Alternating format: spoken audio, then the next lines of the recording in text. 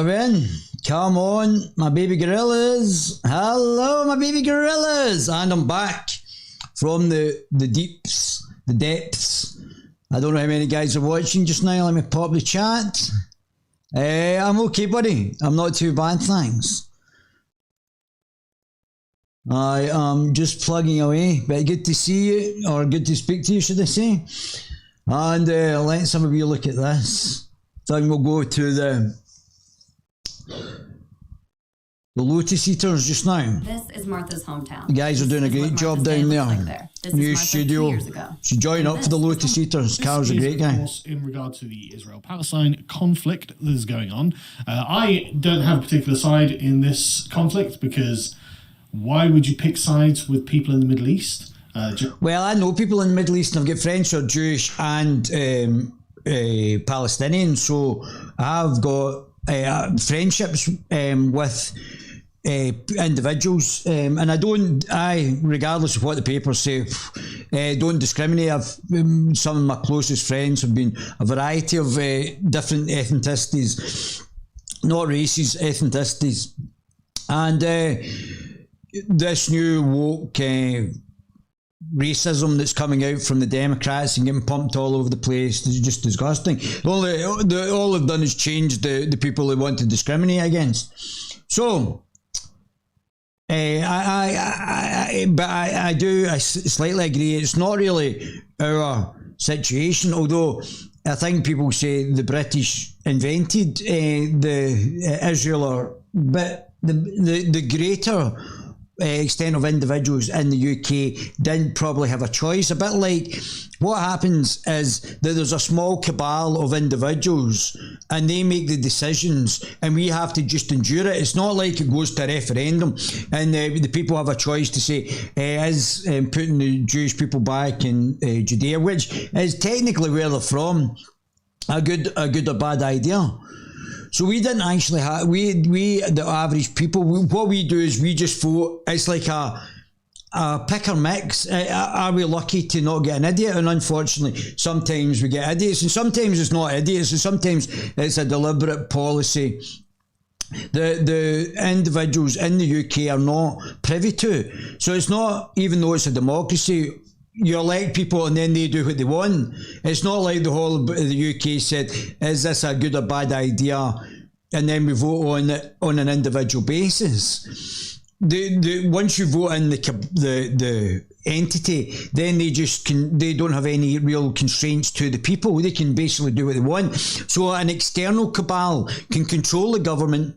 If they've got enough power, they can control the government and they do what the cabal's wanting, not what the people's wanting. So there's a major flaws in democracy when you just vote in a government and don't have an accountability. Then they can be influenced by external cabals such as the globalists. And these globalists also probably had a hand in the establishment of Israel. Not that the individuals in the UK had an individual saying it. They just elected the government and then the government did what they wanted. So there's not really accountability for that, but there is accountability that we keep electing the same types of people over and over again, basically globalists from all the parties are de facto. The Lib Lab Con party have been in power, even the Greens are all additionally basically globalists. So Carol's correct here, it's not really our bag, but we've obviously had inputs into what's happening in the Middle East for a period of time now. So, and there's a lot of people in the Middle East I really like the Iranians. I really the portrayal of people in the Middle East on our televisions, I don't think is always correct. And I think in an individual basis, as Winston Churchill said, there's some really nice people there. The problem is Islam, which I'll come on to later when I'm discussing this with Carol, or discussing through this, shall I say, with Carol. What are you guys saying? Hi Teresa, how you doing? Hi there, we thought you had to having a freedom of thought. Hello, thought you'd been apprehended for having freedom of thought. Yeah, Teresa, that's a bit too close to the truth. I'm going to come on to that in a minute. I thought you maybe got the jail on Saturday at George Square. I wasn't at George Square on Saturday. I am a rugby man, so I used to play rugby. So I watch football, but I don't really have a team as such. But I do watch all, like if Scottish teams are playing in Europe, I watch all Scottish teams, and I watch Scotland play. But rugby's more my sport, and obviously I trained. My friend was Mr. Universe, so I obviously do other sorts of sports. I know for a fact you won't be jailed for the Pollock Shields demo. Well, I would go on and say one of the things about the Guerilla TV channel is we'll talk to anybody. So we would have gone down and actually talked to the people down there. But I'll come back to that later in another podcast where I'll discuss what happened in Pollock Shields, but that was definitely a political setup. There's no two doubts about what that was and what that wasn't. That was definitely a political setup. And why two Sikhs were getting marched to the mosque in Glasgow is beyond me. Why would the Sikhs not go up to the West End where there is the Sikh temple? If you're mattered, if voting mattered, they wouldn't let us do it. Well, yeah, you're the same people, but what's the alternative?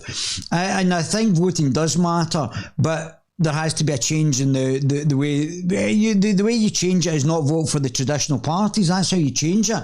And I wouldn't be voting for the extreme left either. I would be voting for somebody who wants to empower the individual, not the state. So that's completely different. And the left, especially the authoritarian left, want to empower the state. Whether it be fascist, national socialism, they want to empower the state at the expense of the individual. So let's see what Carol's saying again. So let's go to this. Yeah. So as I said, I don't have a point, but the thing that should be stated is that Israel is, and this isn't me getting partisan against Israel and the Palestinian cause, because I think there's justification from Palestinians as well. That's why I give both sides a shake, because I think there is suppression there as well. But I also believe there's issues against Jews as well. So I'm pretty much in the middle. I don't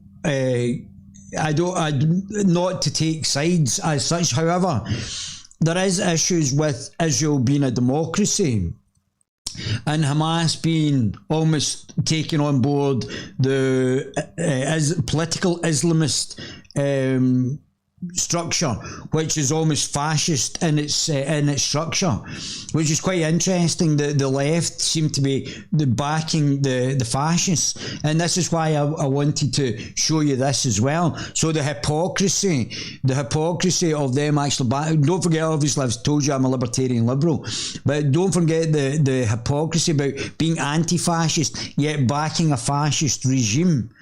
I mean, the hypocrisy is just quite staggering.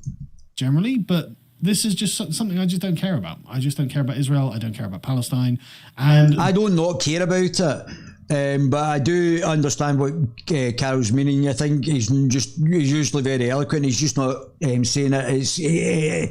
It's not something that I think we can really resolve in the UK. That's the issue. BreadTube is really obsessed about this. So BreadTube is, I think, the socialists, certainly maybe communists, certainly the far left, who are pushing an agenda.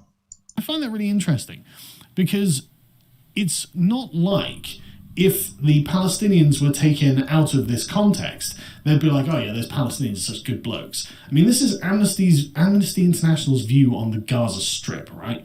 So apparently in the Hamas de facto administration, which is the Gaza place.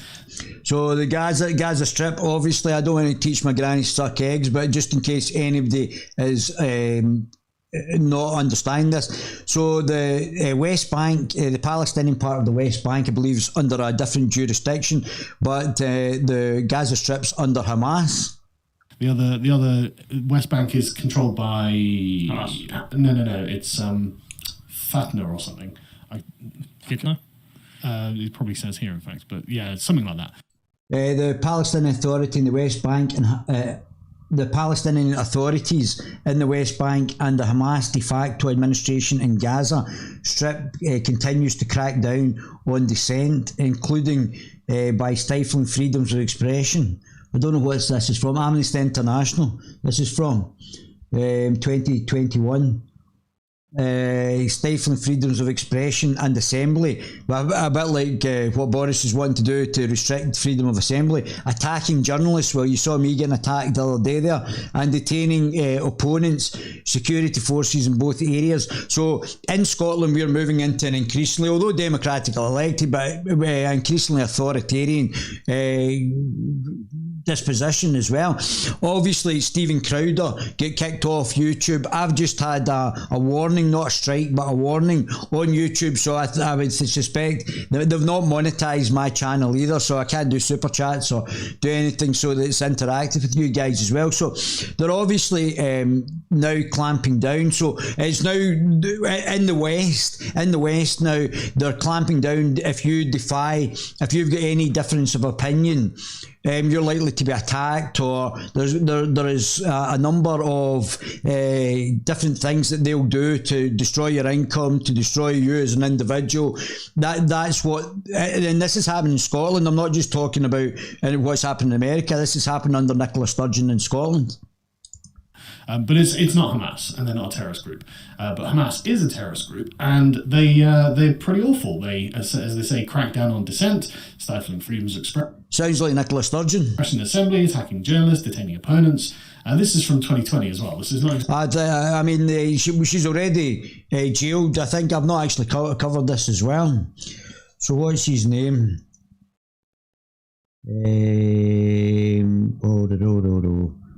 What's his name? 8 months.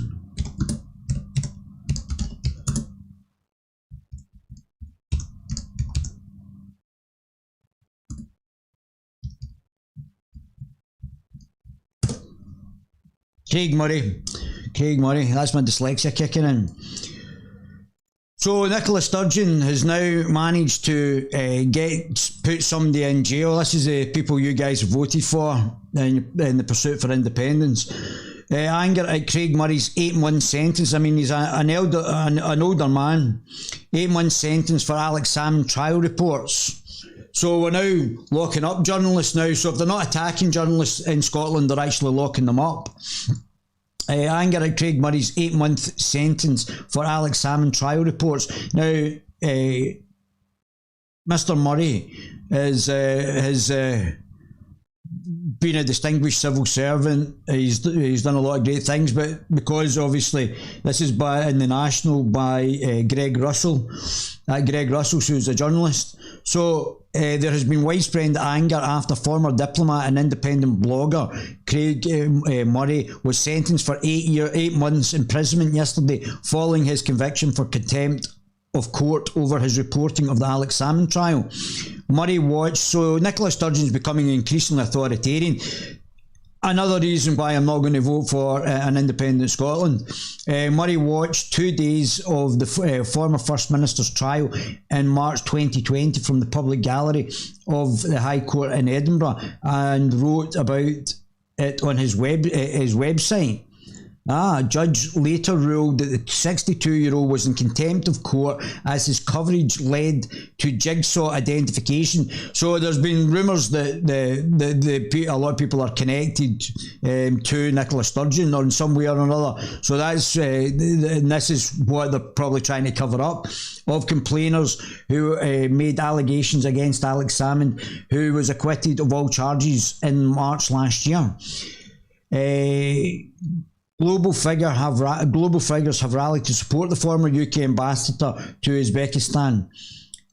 Writer and journalist John Pilger said, "In these dark days, Craig Murray truth-telling is a beacon." So this is incredible. This is the Scotland that that Nicola Sturgeon wants to control without any confines. I mean, her authoritarianism is just absolutely going through the roof. She's just becoming a wee mini dictator, isn't she? he is owed our debt of gratitude, not the travesty of prison sentence, which, like the prosecution of Julian Assange, is a universal warning. Yeah, for encroaching authoritarianism. That's what we're doing. We're imprisoning journalists and people who tell the truth, if they're not getting physically attacked. Linguist, philosopher and political activist Professor Noam Chomsky said Craig Murray, and I think Craig Murray is on the left himself, has compiled a remarkable record of courage and integrity in exposing crimes of state and working to bring them to an end. He fully merits our deep respect and support for his achievements. Sentencing Murray at a virtual hearing yesterday, Lady Doran said he knew there was court orders giving the women anonymity, and he was relinquishing the potential disclosure of their identities. Let me just read that again. Lady Doran said he knew there was court orders giving the women anonymity, and he was relinquishing the potential disclosure of their identity. The Lord Justice Clerk said he had deliberately risked jigsaw identification, that revealing complainers' identities was abhorrent. Well, apparently these could be false claims, because obviously nobody was found guilty of any of the claims. So what happens now if these people had lied? How does that actually work? How do you actually then prosecute them if they had actually made false witness, if they're not named? And at what stage do they get named? Does their anonymity get protected even if they're charged? How does it work? Please tell us, because it sounds like a completely botched system, if you ask me. What are you guys saying? 5 more years of pain, yeah. Yep. Why don't they... why can't there be a centre or a centre-right case for independence for once? There is the Scottish Libertarian Party. It drives me insane. At least we have the SLP, Scottish Libertarian Party. That's right, buddy. We have made a massive mistake voting in Wee Nippy again. Yeah, that is 100% correct. She's already being excessively authoritarian. Of course she is. But all of the main parties are authoritarian. The Liberal Democrats, the Christian Democrats, the Greens, Moby and the Marxists. I mean, really, what are we doing here? It's a big club and we ain't in it. Yeah, voting, yeah, that's it. Of course, women increasingly authoritarian. Murray's offending blog posts and tweets were written over a month and remain online unredacted, despite him being told they could potentially lead to identification of. So obviously now they are Alex Salmond's been found not guilty, and I don't know what's happened to the other trial, because Alex Salmond was told when there was a review to prosecute. Off the top of my head,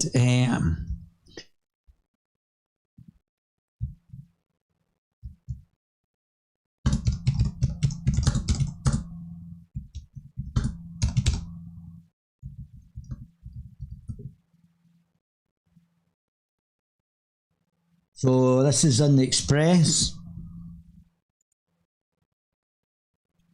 Come on.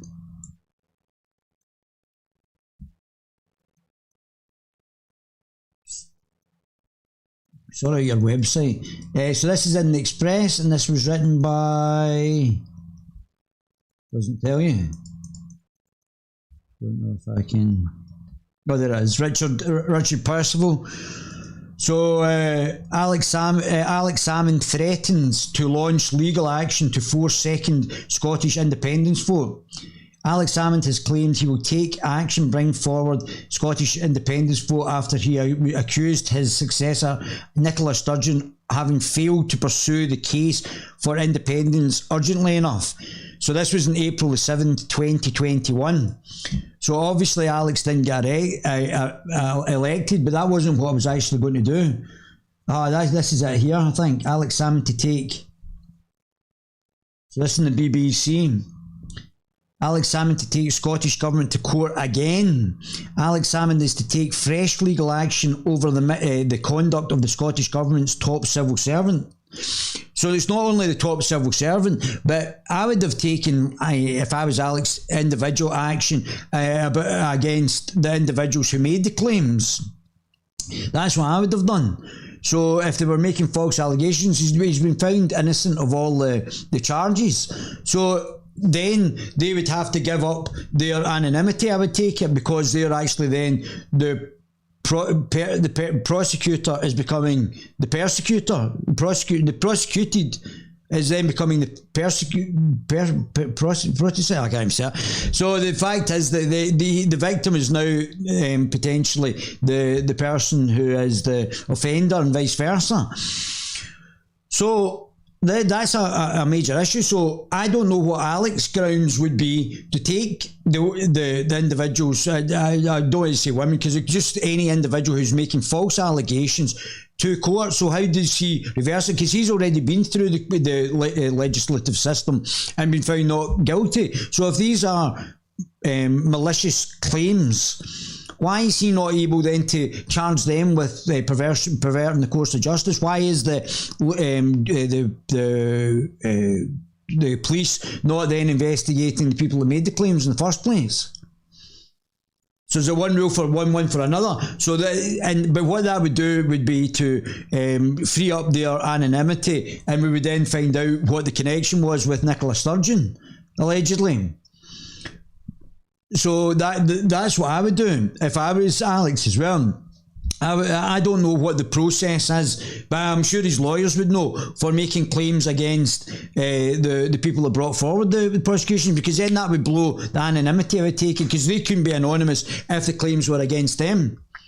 And then that would obviously be able to tie into what Nicola Sturgeon's done and what she's actually alluded to.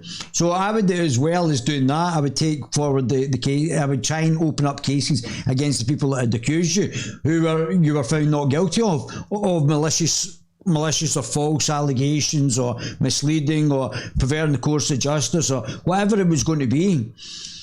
And by even doing that, that would actually you would be able to then see, because if that means if they're then prosecuted and their actual identities are hidden, then that means that you could be hiding the identities of somebody who's guilty of doing something malicious, and then you're actually potentially withholding the allegations of somebody who might be a criminal. And how can you do that? That's not fair. So if I was Alex, I would take legal action, and I would be asking the courts to look at the people who made the claims in the first place. That's what I would be doing. And then that would blow everything right out of the water. That means that all of this other stuff would then they wouldn't be jigsawing. We'd be able to see if there's a political connection there. So that's just certainly something to think about.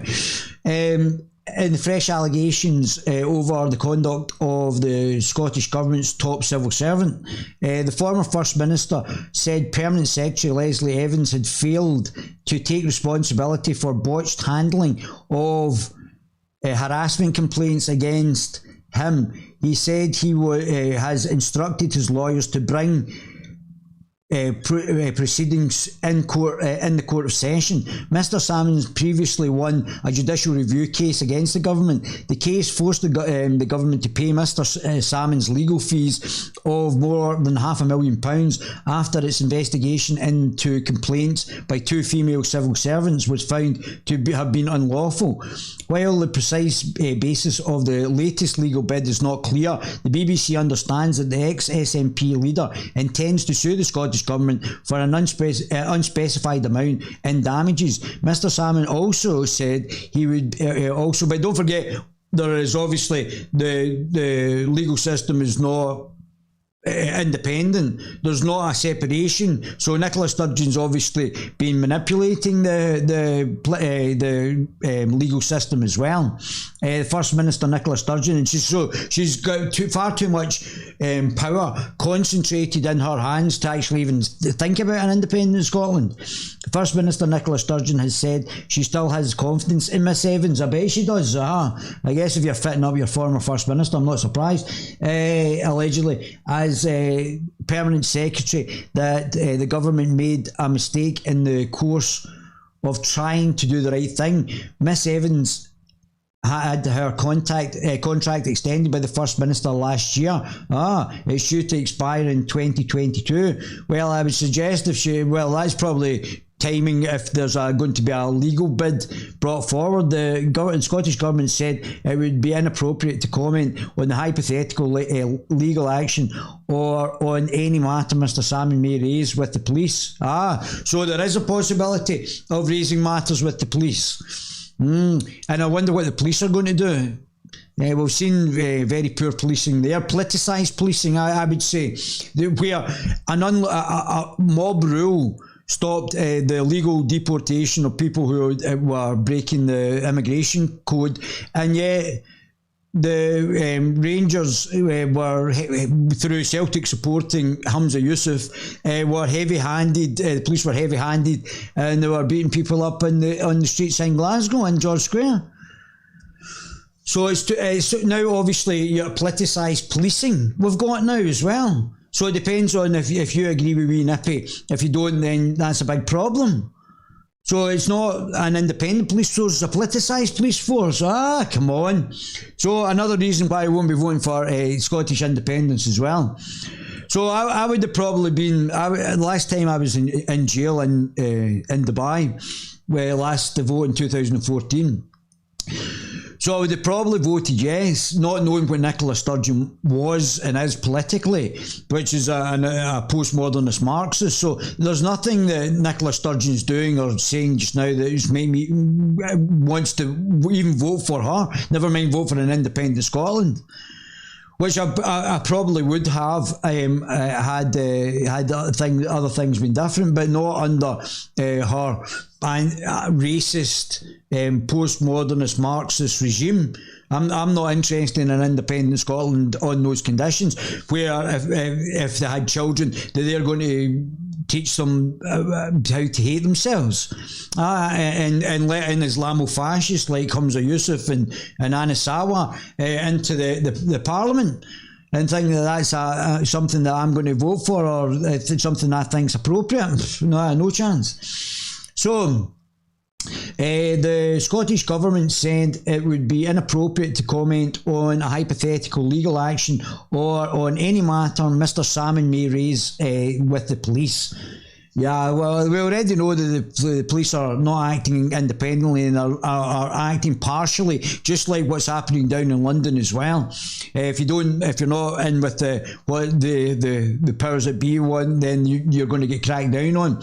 On Tuesday, Holyrood inquiry concluded that the government's handling of 2 harassment complaints against Mr Salmon in 2018 was seriously flawed. MSPs on the inquiry committee were critical of the way the new complaints process was drawn up and applied. So it was drawn up just to get Alex Salmon. Nobody else has been going through this process, and obviously it was as an aside to stop the pending criminal conviction which Mr Salmon was found not guilty of.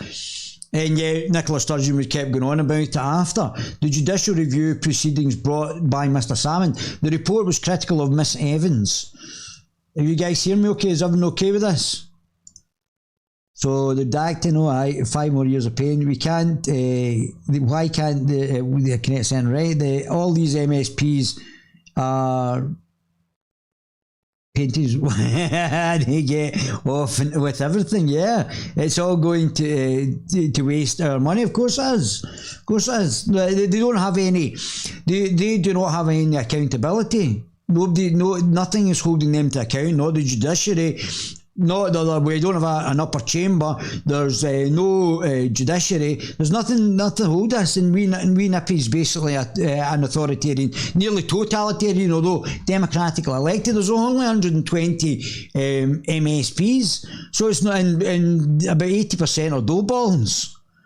80%, there's a woman who voted, I'll come back to her later on, to get up, voted in shots. We'll add zero. Vote for me, I'm a woman. Vote for me, I'm an ethnic minority. But what do you know about the politics? And there was nothing coming out of our mouth. Just vote for me because I am in these groups. So just basically racist Marxism or sexist Marxism, that's all they've got. And then we've got this dough ball. Look at this. Is this not the face of another dough ball who Nicola Sturgeon thinks is good, when they're not?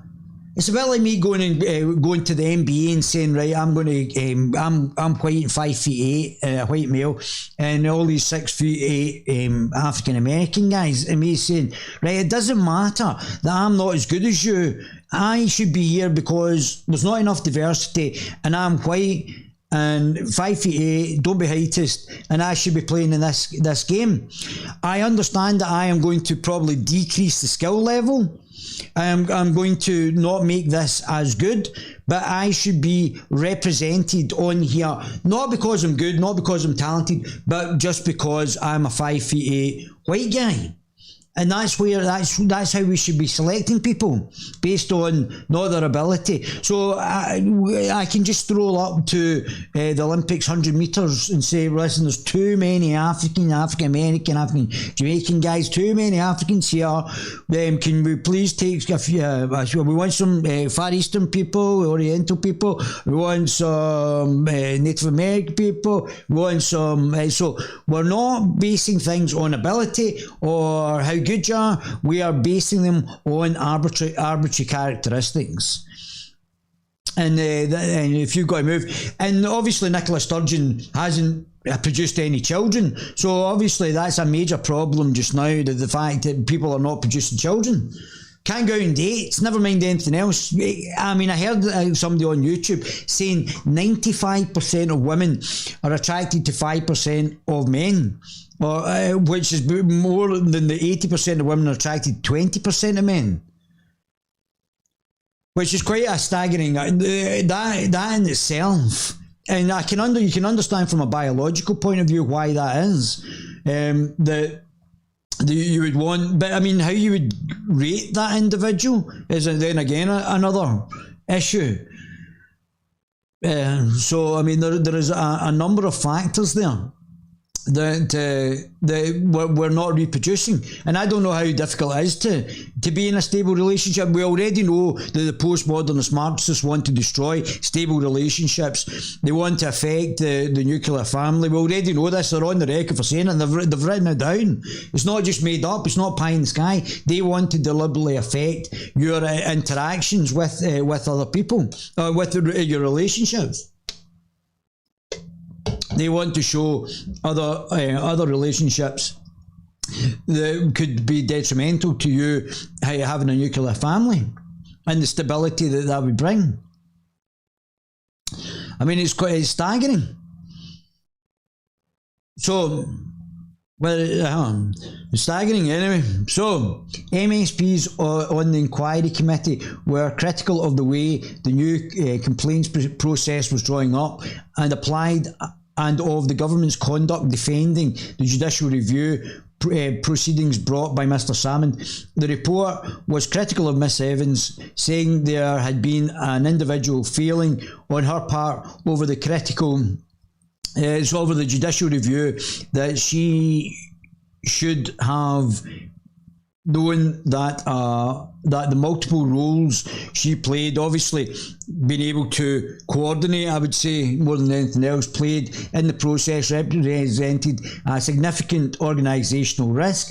A separate inquiry by the leading Irish lawyer concluded that Miss Sturgeon's involvement in the saga had not breached the ministerial code. I think he was restricted in his review there. The First Minister has since said she would not have resigned. She would have resigned if she had been found to have done so. Yeah. It's not what she said anyway, but now she's been re-elected. I mean, really, we're re-electing people who are doing the craziest things. I mean, it's just staggering. Mr. Salmon said the Permanent Secretary should consider her position after the court case in 2019. They renewed this call while giving evidence to the inquiry last month. In a statement released on Wednesday, the former SNP leader, more than 2 years later, and despite the most damning condemnation from the committee in the history of the modern Scottish Parliament, the Permanent Secretary still refuses to accept real responsibility. Yeah, I don't think she refuses to accept. This is analysis by Nick Eardley.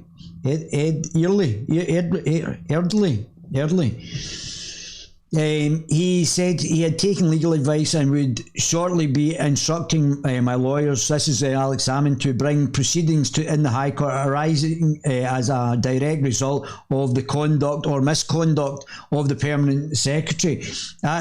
Going back to Nicola Sturgeon, obviously, Mr. Salmond was acquitted of 13 sexual assault charges in separate High Court trials in March 2020. Alex Salmond says he accepts the findings of two reports this week. That is not insignificant. Remember, he said he was sure Nicola Sturgeon had broken. Well, she did break the ministerial code. She did break it, so that's on the record, and she still hasn't resigned. As I said, authoritarians don't resign, do they? But she's won this election and increased it.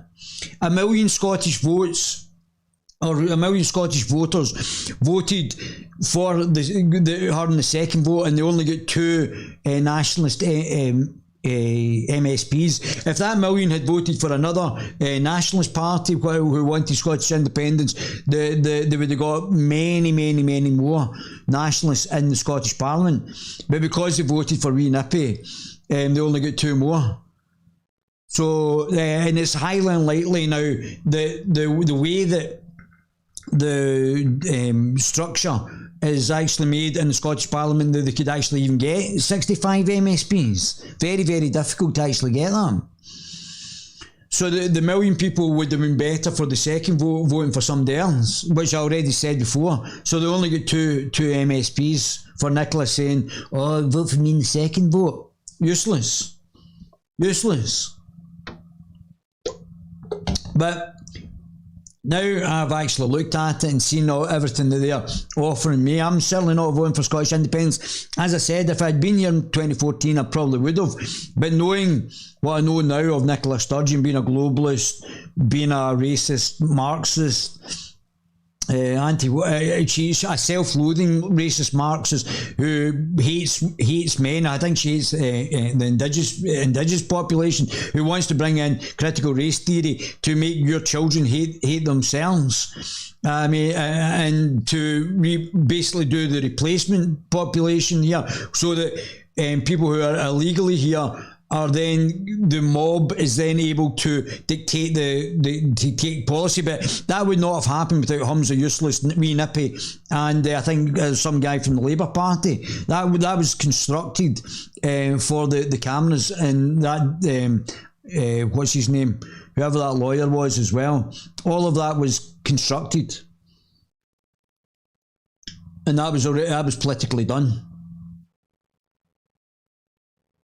So, rule by mob as well, and the police doing nothing because they are completely hamstrung by Wee Nippy and Humza Useless, who has now done the damage as whoever he was, the Justice Secretary, who is, as far as I'm aware, has had no Scottish justice training, and yet brought in ridiculous bills thanks to Wee Nippy, and now he's in charge of health. What can possibly go wrong? What could possibly go wrong? This is not significant. Remember, he said he was sure Nicola Sturgeon had broken the ministerial code. What she has, he now accepts the findings, which she didn't resign, findings of the independent advisor that she didn't. No. One said she hadn't broken the ministerial code, and the other committee said she had, although not knowingly apparently, but she did break the ministerial code. It is not clear. It's not clear about all the redactions. It was very hard. All the redactions and the political shenanigans that were going on, it was very difficult to actually even be able to see the truth. Just the most embarrassing thing out, and you wouldn't expect anything more from an authoritarian like Nicola Sturgeon. It is not clear exactly what Mr. Salmond's legal action will entail, but it does mean he will take a government, he will be taking a government he once led to the highest civil court in the land once again. That is significant too, which he should do. Ultimately, Mr. Salmon says he now wants to move on and urges. So I believe that his party, the Alba Party, have got more members. I've now got more members than the Liberal Democrats, who again lost another MSP. Them and the Labour Party are going to have their annual conference in the phone box. It'll be Mr. Sawa and the MP. I mean, the Labour Party could only get two MSPs elected in the first past the post, two. And they made up some ground, but I said that we could lose up to 5 MSPs, and they were losing 3 at one point, which I was correct, and they lost 2. So my prediction before I even said that came to pass, up to 5 MSPs. You can check back on the Guerilla TV channel and you'll see that I was correct again. The Labour Party are going down the tubes in Scotland as well as England. I mean, it's hard for them to go much lower, but they're continuing to surprise us by less and less people voting for the Labour Party. Dwindling. So, I also, if you're not going to BitChute, I've uploaded a video on BitChute. As I said to you, I've had a warning for the Freedom March. So, the coordination between Silicon Valley and the globalists is now continuing, and if you don't agree with them, you're going to get cancelled. You're not going to be able to say what you want to say. There's the Guerilla TV channel. Your account is suspended and you're not permitted to perform this action. So Silicon Valley is now, and there's this woman, which looks like a doctored picture. I don't know why that's like that. And she's not got an arm here, so I don't know why that's doctored. We are not all bad. Rangers supporters join council staff. So Celtic supporting Humza Useless is obviously piling into the Rangers Unionists. Rangers supporters join council staff in Glasgow George Square clean-up. But Ruth Suter, multimedia journalist. But this looks like a doctored photo. Where's her elbow? We're not all bad. Rangers supporters join council staff in George Square clean-up. So obviously they're being again persecuted by Humza Useless, the person that's a member of a child rapist death cult. So again, banners gone. I don't think you're able even to find this if you search for the Guerilla TV channel on the Twitter. So there's nothing here. As you can see. So we've been completely suspended. So they're trying to silence people who they don't agree with politically. That's the plan, and this must be coming from Scotland going to Silicon Valley. Don't forget who's the liberal Democrat Facebook.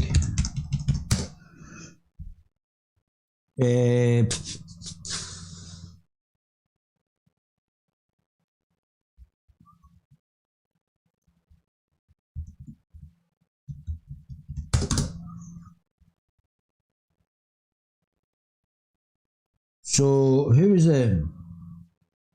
Nick Clegg.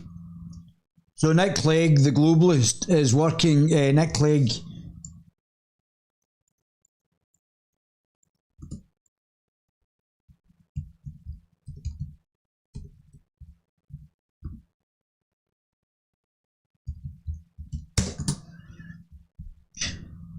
So Nick Clegg is obviously part of the globalist cabal there, obviously smiling away there. So he's probably over helping Silicon Valley ban people who don't agree with his authoritarian liberalism. Obviously, as you know, I'm a libertarian liberal, not an authoritarian liberal. So that just shows you the sort of type of individuals that's in the illiberal, liberal, undemocratic Democrats. Don't forget, we're going to be setting up another liberal party that's going to be libertarian liberal. It's not the stuff that these characters do. Disgusting. So Clegg urges Zuckerberg to let a new outside panel decide whether to let Trump back to Facebook. Oh, that's very nice of him, isn't it? So if the outside panel says no, that's it. So these guys are working, so the British establishment is working in conjunction and banning people in the UK from social media. So it's coming from here, it's not coming from Silicon Valley. Obviously, I've been in this for many years, different social media sites. They've started banning because of our politicians are asking them to ban people. It's coming from ours. It's coming from liberals like Clegg, who's part of obviously the globalist establishment, and he's saying silence this one, delete his Facebook. Now it can take many years to develop Facebooks, get the contacts, and he's obviously, we can see here, working with them to stop conservatives. As we know, Stephen Crowder's taking YouTube to court. It won't be long till they kick me off it as well. Now they did what they did to Alex Jones. So all of these individuals should just come off it. We should just actually set up a different site. I know that Parler get done in as well, but this is really horrendous.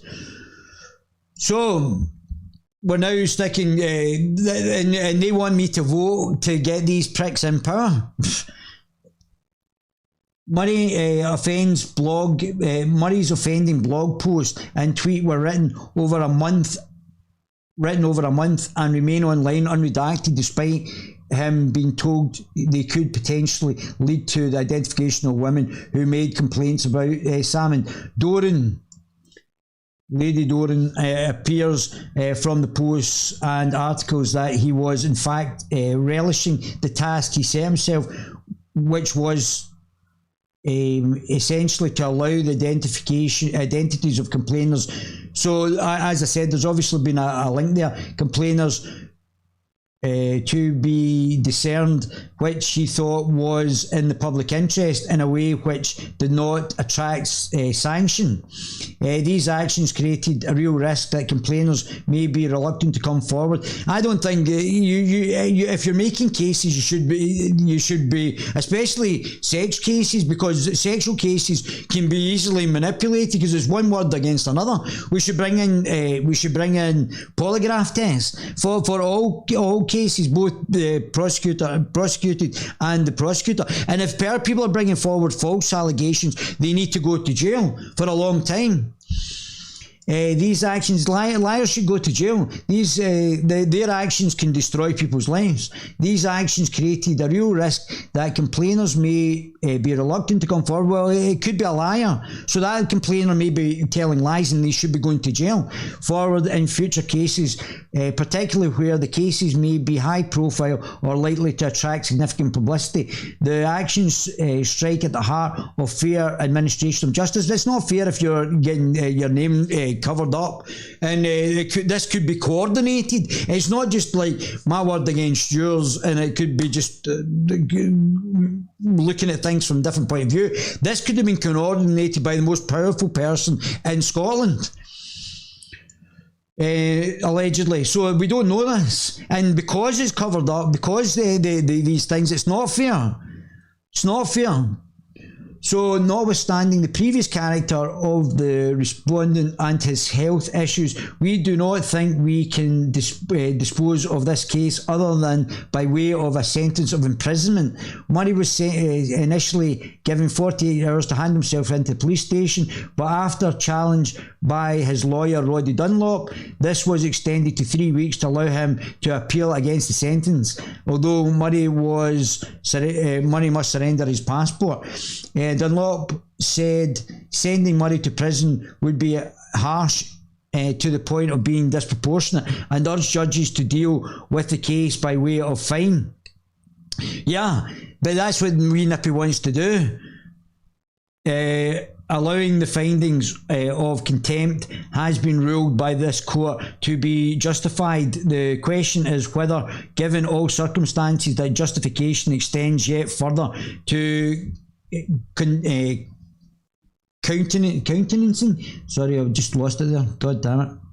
Hate it when that happens.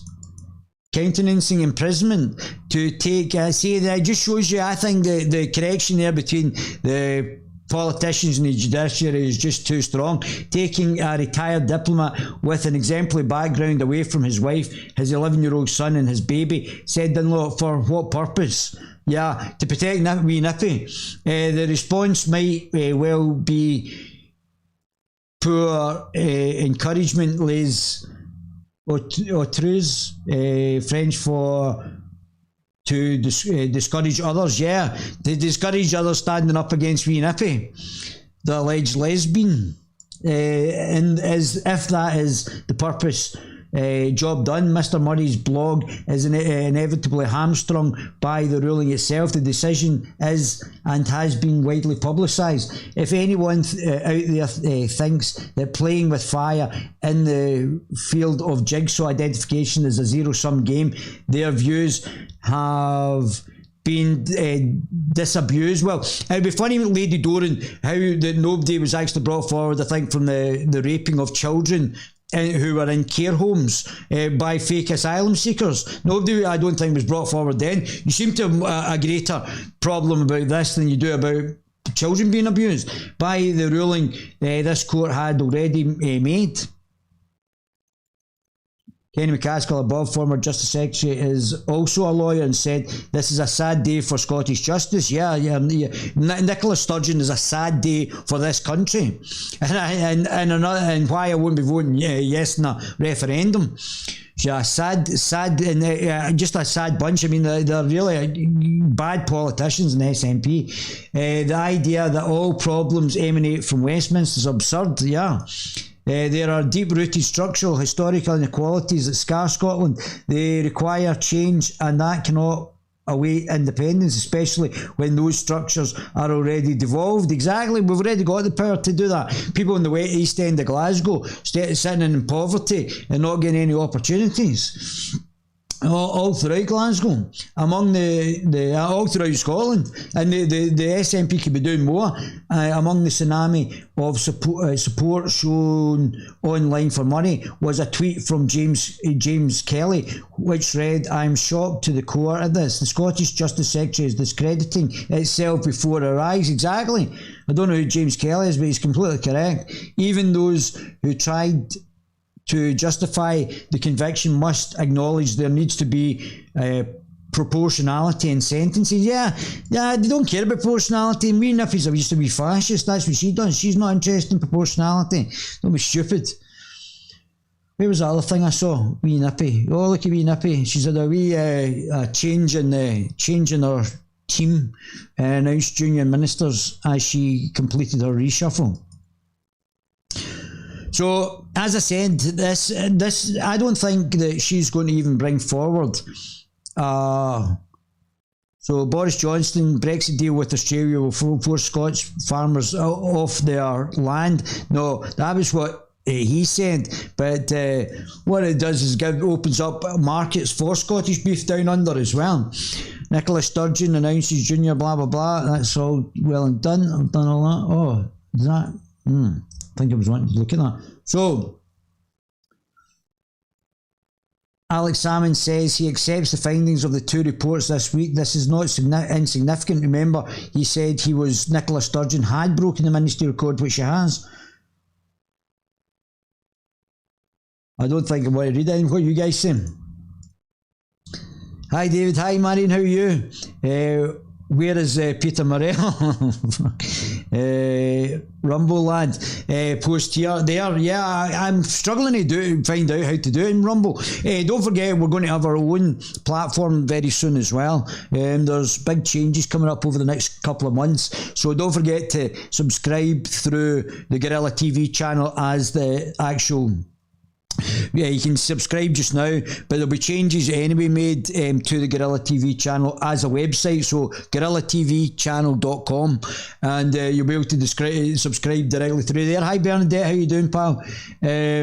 The historical drunken Scottish mobs are quite powerful. The Romans had to build a wall. Yes, they are. They are powerful. But this has been politically led. So let's not kid on that somehow this was a spontaneous thing. The wee guy, I think he was a wee gay guy as well, part of the gay mafia, who initially put it on Twitter, which I'm obviously banned from, so they can then utilise Twitter to make the mob. But me, I'm banned, so I can't even put the information out there. For months and months, I had been shadow banned on Twitter as well, banned off Facebook. So they're using Silicon Valley to prevent anybody else's voices being heard.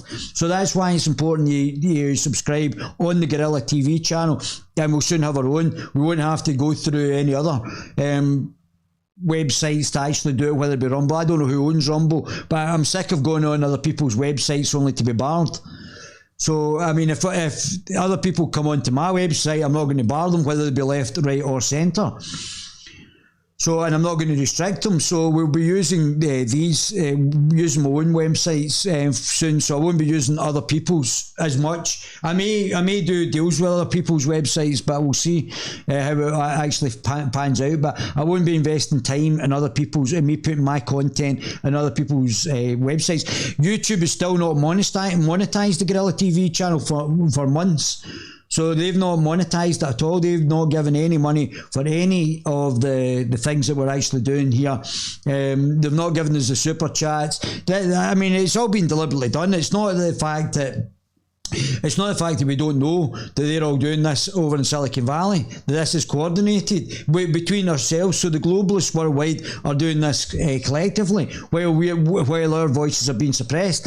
There's Harry in America saying he doesn't understand why there's a First Amendment. It's bonkers. I bet he is for somebody who's come from the royal family.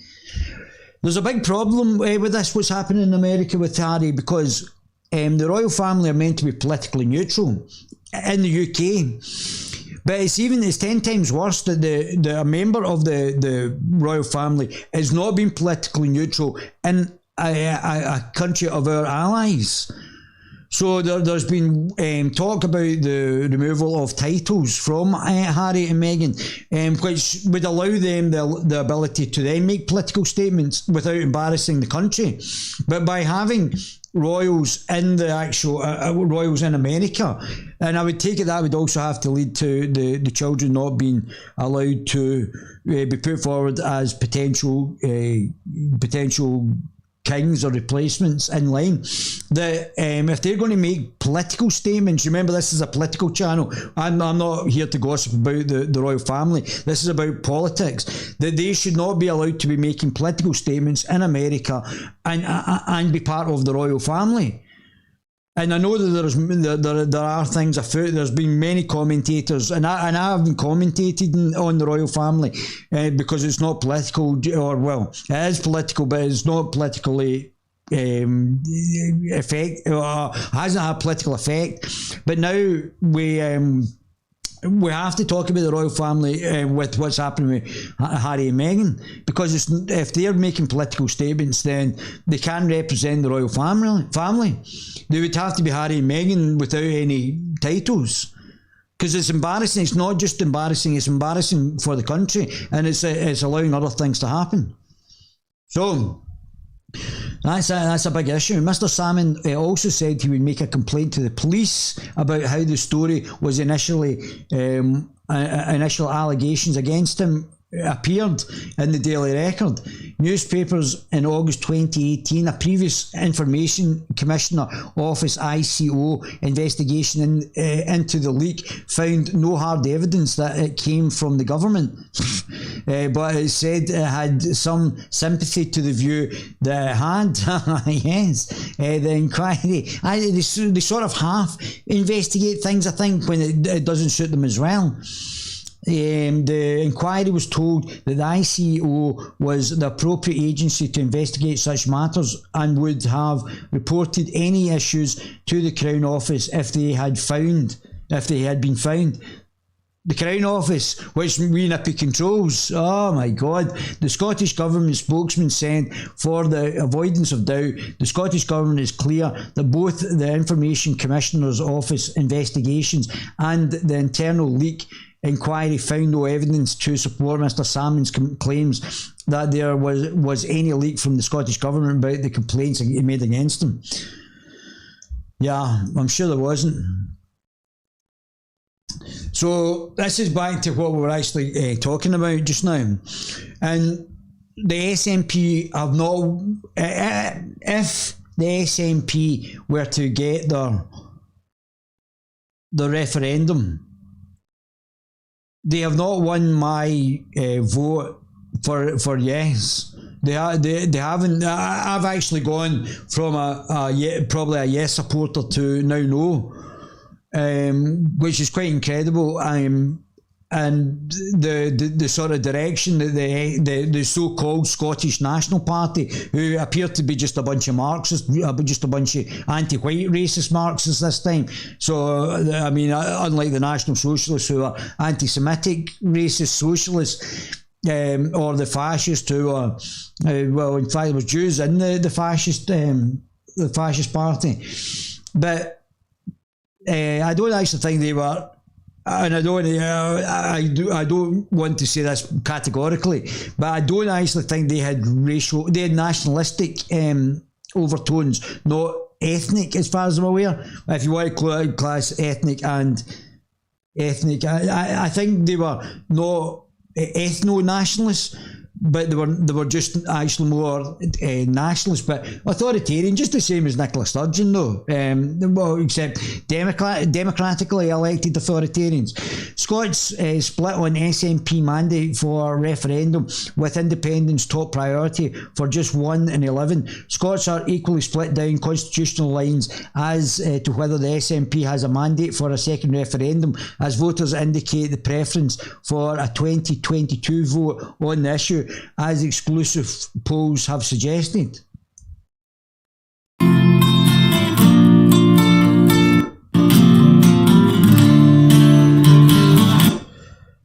So this is by Conor Matchett and the Scotsman. Matchett, 16th of May 2021. So Scotland split right down the middle, but they haven't attracted me for independence. There's nothing that the SNP are doing that's sparked any of my interest. I'm not interested in wee nippy having an authoritarian Scottish Parliament along postmodernist Marxist lines. You'll be tripping if you think I'm voting for that. Anti-liberal, anti-libertarian, that's not something, and giving more power to wee nippy, who couldn't run a bath, where she's mismanaged education, health. I don't know if they're just voting for her, because they're certainly not voting for any objective truth about her political track record, which has been a disaster. So I won't be probably voting for them, even if they get it. Now, my thoughts on this is that Boris is going to say not just now, and kick it down the road. And if Nicola Sturgeon can't deliver a second referendum by the end of the next election, then she's got big problems, and especially if she continues to mismanage Scotland like she has done for the last 5 years. So if she doesn't get another referendum, what's the point in voting for the SNP? Just so they can mismanage the place. It's going to throw up opportunities for other parties, political parties as well. What do you guys say? She's going to turn this into another Portland. Yeah, that's exactly right. That's exactly the political mentality that she's got. And this is getting corrupt. The kids are getting corrupted through the university system, and then it's permeating its way right through society. Exactly, racist Marxism, postmodernist Marxism. Anti-white, how to hate yourself and your own community by Wee Nippy. Wee Nippy, the childless alleged lesbian, who's doing some very interesting things up at Balmoral. It's a total disrespect towards the population. That's because they think we fall for the crap. Well, she's been re-voted and increased the number of MSPs. So, I mean, well, whatever it is, and obviously I can't go out. I mean, I've got my subscribers are not moving in YouTube. It's we're being deliberately hampered. I mean, to get 200 views, I don't know what they're doing. They're obviously doing some sort of suppression on the channel as well, and we're getting very few views. So they know what they're doing. We are being suppressed. If they don't like your point of view, then you're going to get suppressed, while allowing mob violence and mob intimidation to actually happen to fit their political agenda, while the police don't actually do anything about that, and yet they go in heavy-handed against Rangers supporters. So there's a two-tier policing. So the figures come after just 1 in 11 Scotch state independence is the top priority for the next 5 years, as support for Yes grows slightly following SNP's victory at a Holyrood election. The survey also shows that under 1 in 3 prospective no voters, those saying they would vote no in a second referendum. The survey also shows just under 1 in 3 prospective no voters, those saying they vote no in a second independence referendum, and 1 in 5 of all voters voted tactically in May's election to stop another party, most likely the SNP, from winning. Well, I mean, it's quite. If that's the tactical votes, then although I think there was more unionists than nationalists, but I mean, it's really 50-50, and it could go either way. And if the SNP do make another stab at it and they've not got a clear win, then that could destroy the SNP, because they're not going to get another referendum on independence for the rest of my lifetime anyway. They won't get one in the next probably about 20-30 years at least. So if they make another stab at it and fail, they've got big problems. And that's for the Greater National. And it's 50-50. It's on a knife edge anyway. The poll is confirmation of the scale of tactical voting of showing during the election, which led to a narrow SNP, the SNP narrow losing out on a key marginal seat as historic vote shares swung behind the best placed unionist challenger to a dominant SNP. So we're still getting, but they still crushed everybody on the first past the post. The survey undertaken by Savanta Combs Res for the Scotsman interviewed 1,000 people aged over 16 and over between May the 11th and the 14th. The results for the Holyrood election on May the 6th was punctuated by discussions around the potential scale of tactical voting on show in marginal constituencies. Key battlegrounds on the constitutional ballot, such as Jackie Bailey's Dumbarton seat, Jackson Carlo's Eastwood seat, and Alex Burton's Aberdeenshire West seat saw huge swings in favour of the incumbent and away from other potential pro-unionist challengers in the constituency. All three were held by Scottish Labour and the Conservatives respectively. The scale of the tactical voting saw the SNP, despite record turnout, narrowly missing out on winning key seats, and has been blamed for the party's failure to win an overall majority. So, I mean, they would have been very hard pushed anyway. They had to win that. They couldn't. There was 1 million people voted for them in the list, and they got 2 MPs. So they were practically got as many as they could potentially get. Maybe one more, so they might get 65, and then they wouldn't have had to rely on the Green Party, the numbnuts in the Green Party. 1 in 5, 19% of voters in the Holyrood election said they had voted tactically, with 70% standing stating they had voted for the party they wanted to see win, and a further 9% stating they voted for another party. All 3 of the main pro-unionist parties saw the biggest gains for the tactical voting, with almost 1 in 3, 29% of those who voted Conservative backing the party tactically. Exactly 1 in 3, 33% of those who voted Labour voted tactically, and more than a quarter, 27% of voters who backed the Liberal Democrats voted tactically. The scale of tactical voting is most notable when those figures are compared to the reasons given for voting SNP. Just 7% of those who voted for the SNP said they did so tactically. Just 7%. All right. When breaking down the prospective Indy 2 votes intentions, 30% of all no voters said they voted tactically versus just 5% of SNP voters, despite the overwhelming victory of the SNP in the Holyrood election.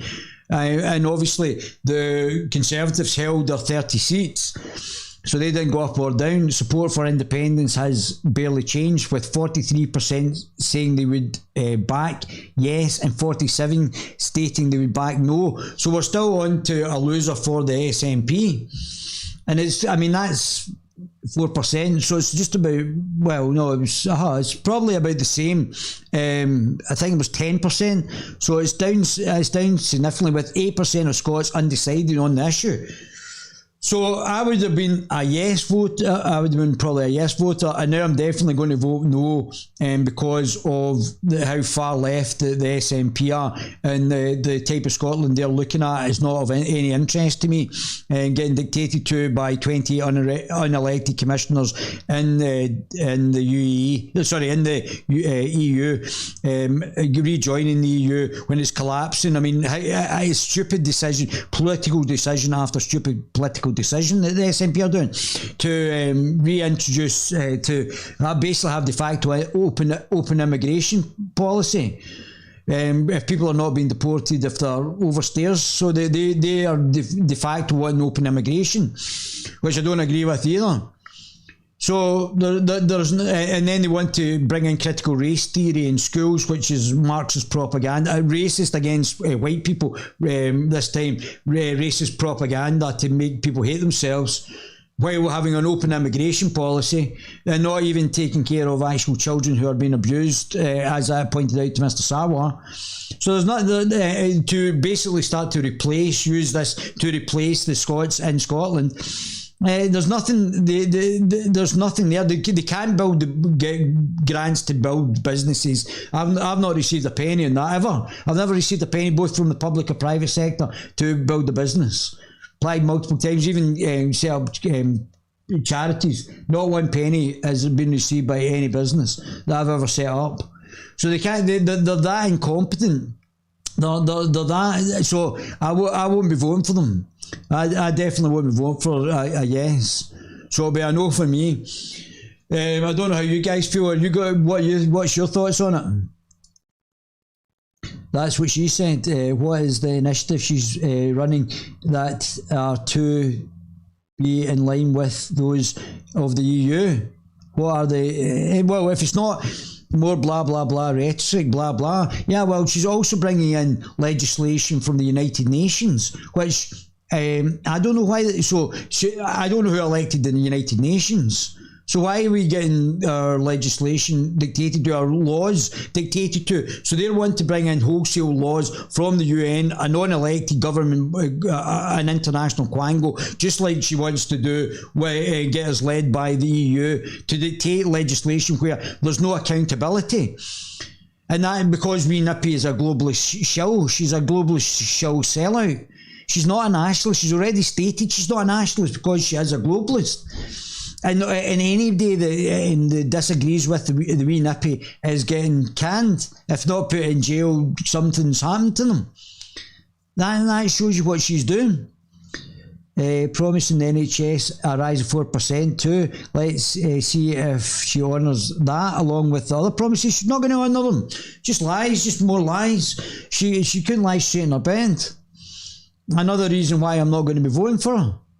And even given the NHS 4%, the NHS doesn't grow the economy. I'm not saying the NHS don't do a fantastic job, but the priority should be the growing of businesses, which then increases the tax base, which can then be put into increased public services, so that she can grow our own economy because she's not competent. With Don't Know's excluded, support for No continues to lead on 53% of the votes, with yes behind them 47%. So basically no change from 7 years ago, albeit up 1%. Well, they're 2% up and 2% down in the no. But if she brings it in and fails, she's going to be in the same position as what happened in Quebec. And they could get decimated. I wouldn't be voting for Sarwar either, mind you, but Sarwar, I don't know. Sarwar, as I said, Sarwar's announced the conference, and it's him and Mr. Murray in a phone box on the Western Isles. That's the next venue for the conference for the Labour Party. A bit like the illiberal, undemocratic Democrats. Theirs is, I think, in somebody's front living room. Their annual conference. 4 MSPs. They're almost now going down. So the SNP are in Division 1. I heard somebody say this the other day there. I can't remember who it was. Division 1. Division 2 are just now the Conservatives and Labour. Although Labour are now falling out of Division 2 in politics. Then you've got the Greens and the illiberal, the Moby and the Marxists, and the illiberal, undemocratic Democrats.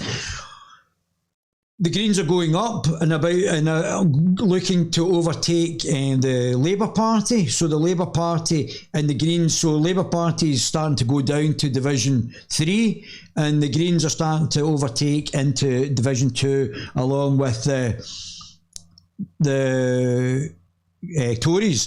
So Labour might be down to Division 3 quite soon, because it's only going to take so much swing for the SNPs, for the Greens, Moby and the Marxists to take down. So there's only going to be I think they get 8 seats, and the Labour Party are down another 2 seats to 22. So you're only, what's that? That's 12 to 14. So you're only talking about an 8-seat swing to the Green Party before they go up to Division 2 and Labour in Division 3. So the Labour Party, and then you've got obviously Alba and Unity for All. And all the rest of in the Family Party, maybe in Division 4, which Richard Lucas did very well in getting them into a respective, 5th, 8th place. So again, he was talking about proportional representation, and there should be more proportional representation in the list vote to actually have smaller parties put in, so that it's not just the large parties, the larger parties, the 5 large parties, so that we can get more voices from different parties. I think it would have added if we had Alex Salmond or even Georgie Porgy Galloway or Richard Lucas in the Scottish Parliament, and in that set, the regional vote should have been more proportional representation. So that would have been better for everybody, having a variety of different people in there, but the globalists want to make sure they keep the reins in these 5 parties, although I'm sure over the next 5 years there's going to be break-ins, because I can't see the mismanagement that has happened by these 5 parties continuing without people saying, hold on a minute, let's try somebody else, another political party. The constitutional divide in Scotland is most starkly seen when Scots are asked whether the SNP have a mandate for a second referendum during the next 5 years. So Nicola Sturgeon's going to look very inept at the end of another 5 years if our policies are the usual crap and our domestic policies, and she still can't get a referendum. And it's both in Bojo's and Nicola's short-term interest not to have a referendum, because if Nicola fails to actually, and which looks like from the polling, if Nicola fails to get the SNP or the Nationalist cause to win the next referendum, she's got big problems. At least if she stalls it out till the next election. What I would do if I was Boris is call her bluff and say, okay, we'll give you the referendum. And then if she fails, she's got big problems. She will have personal big problems in the SNP. And the SNP will then not be able to get another referendum. They'll have to change complete tack.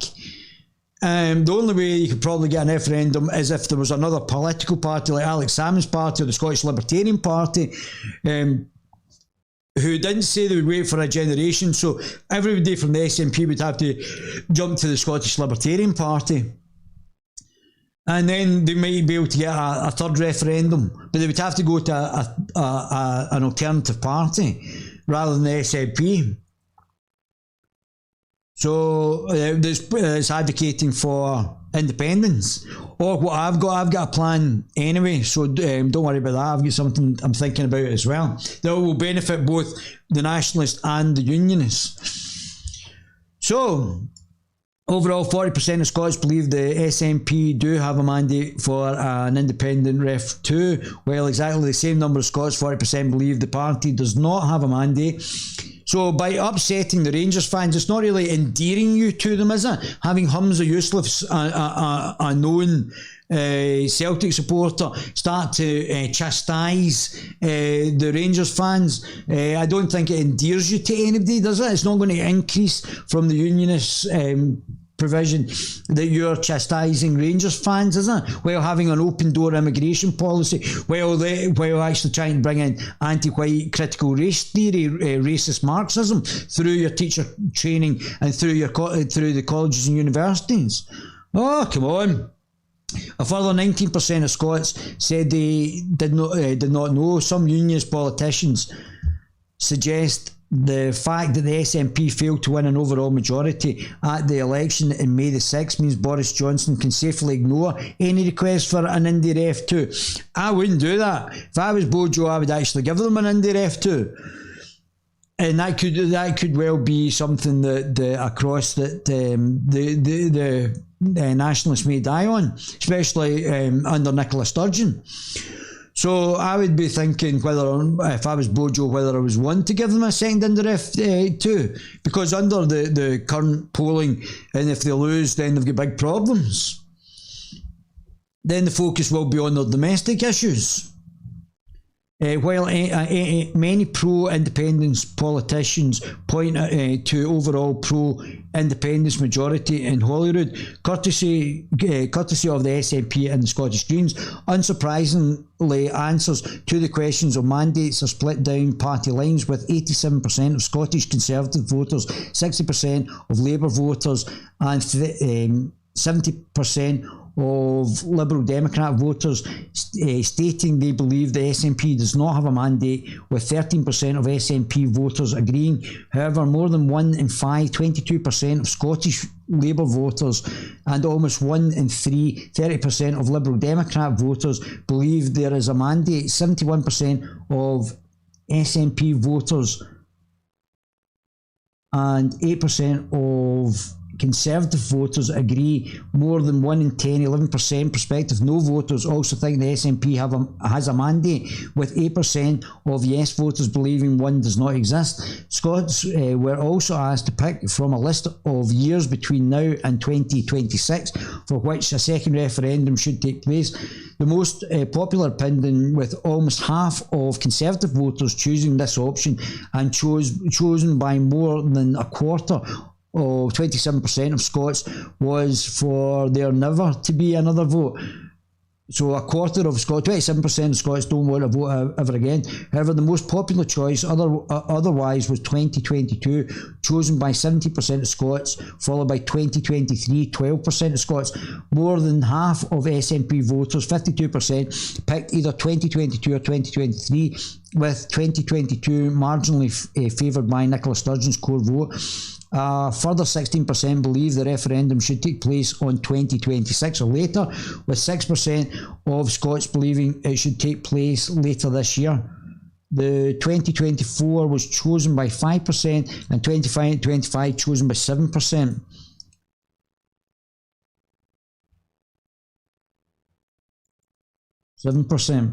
Although 1 in 10 Scots said they did not know, voters would also like to see the SNP focus on the economy, health and jobs ahead of independence. Yeah, that might be useful. The survey suggests Scots were asked to pick their biggest priority over the next 5 years, with 26% being the economy, which I've already said, the highest priority for voters. This was also followed by health, jobs, which again, the jobs and the economy go hand in hand. Scottish independence, 9%. Education, which Nicola Sturgeon is making a disaster of. She can't run the economy, she can't run the health service, she can't create jobs. She's an absolute disgrace. 6% the environment, and the only other options to receive more than 3%. The election of another 5 years of SNP government is so broadly viewed positively by... The election of another 5 years of SNP government is also broadly viewed positively by voters. I don't know what they're reading. 47% believing it will be good for people of Scotland versus already a quarter, 27%, stating it would be bad for Scots. Voters are agreed, however, that the re-election of Nicola Sturgeon as First Minister is bad news for Boris Johnson, with 41% of voters stating the SNP victory is bad for the UK government, with 16% claiming it is good for the government. It comes as Ms. Sturgeon popularity rebounds following a bruising few weeks on the campaign trail. Her overall favourability rating had dropped to 14+%, just 3% ahead of Anna Sawa, ahead of polling day, but now sits at plus 20, 11 points ahead of the Scottish Labour leader as well, and well ahead of other rivals. God, honestly, it's very difficult it'll be very difficult to change people's minds in this. Mr Johnson's net favourability of -38, 58% behind Nick Sturgeon, with Douglas Ross, the leader of the Scottish Conservatives, 41 behind on -21 net favourability.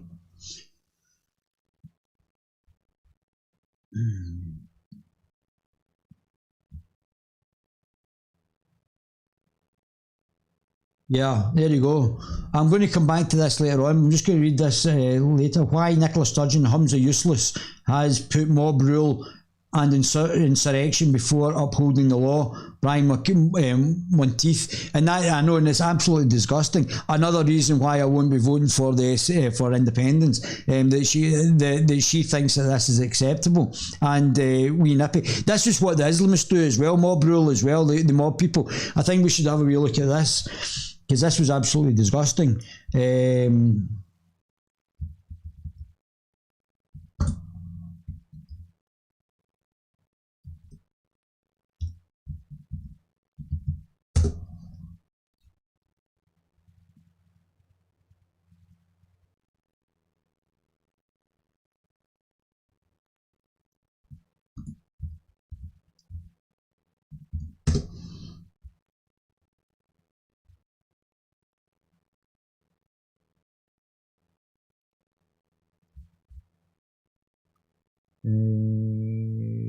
Who was it? Who was doing this?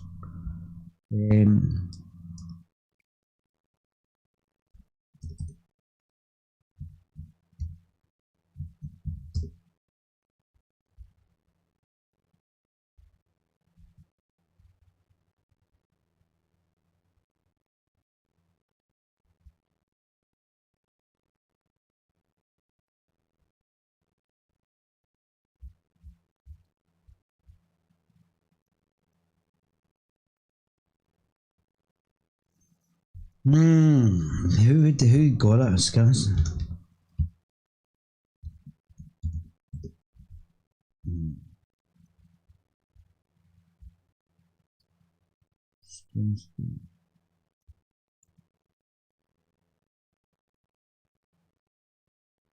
Sorry guys, I'm just trying to find this.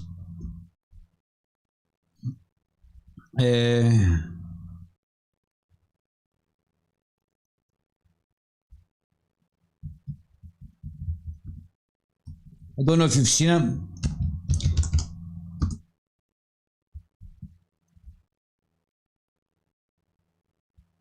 Oh, this is it here. So this guy here, Mohammed Hijab, has been making threats against people, atheists and non people who have left Islam.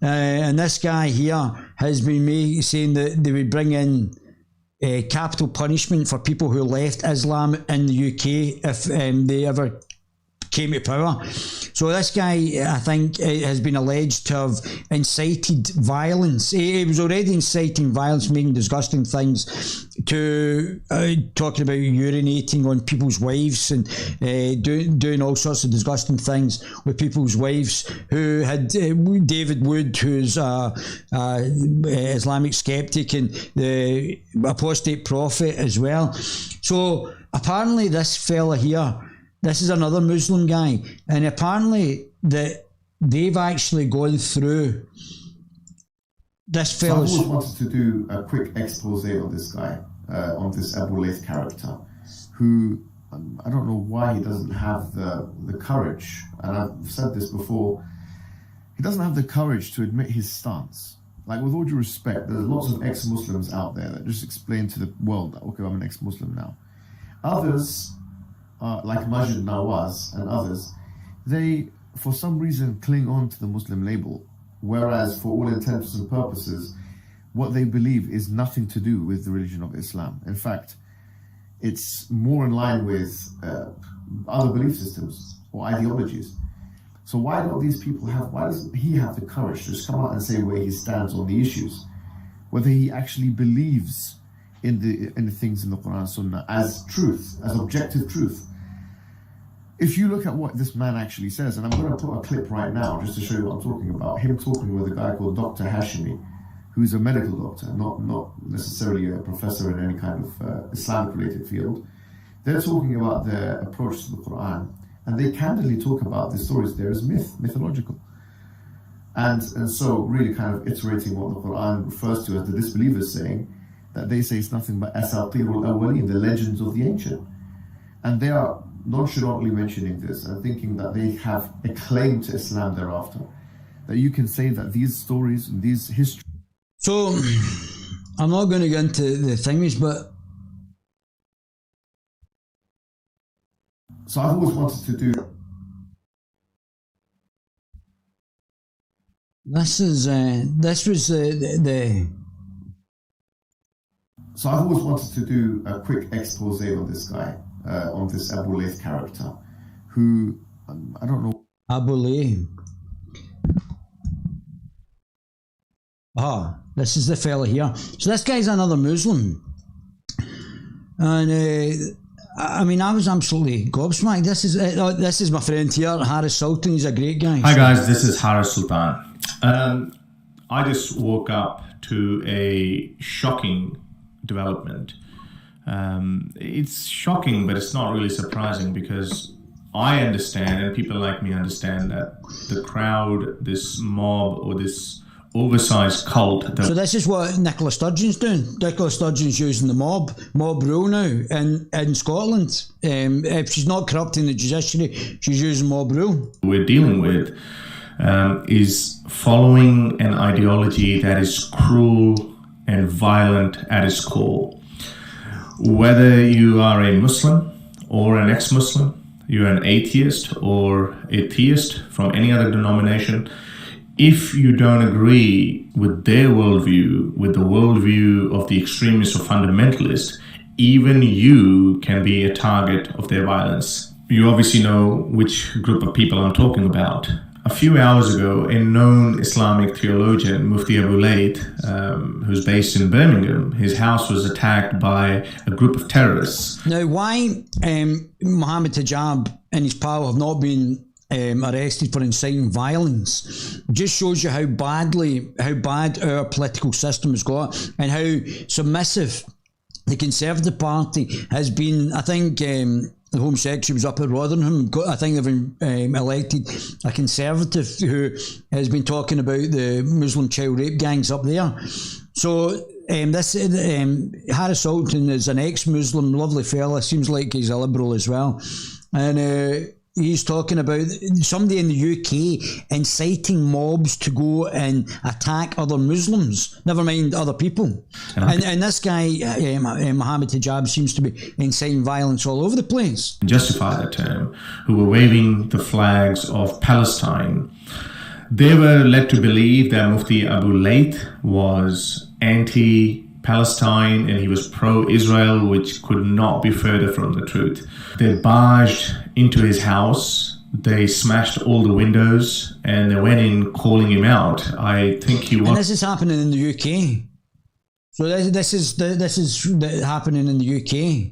The mob rule. We're now going into a lawless society where if you get a big enough mob where you can coordinate it on Twitter and then bar anybody else, so only the people who agree with me Nippy can go on it to organise, which Nippy and Humza Yousaf and I think one of the guys from the Labour Party were involved in agitating this message that came from the guy who was on the street where Chris Donnell was murdered.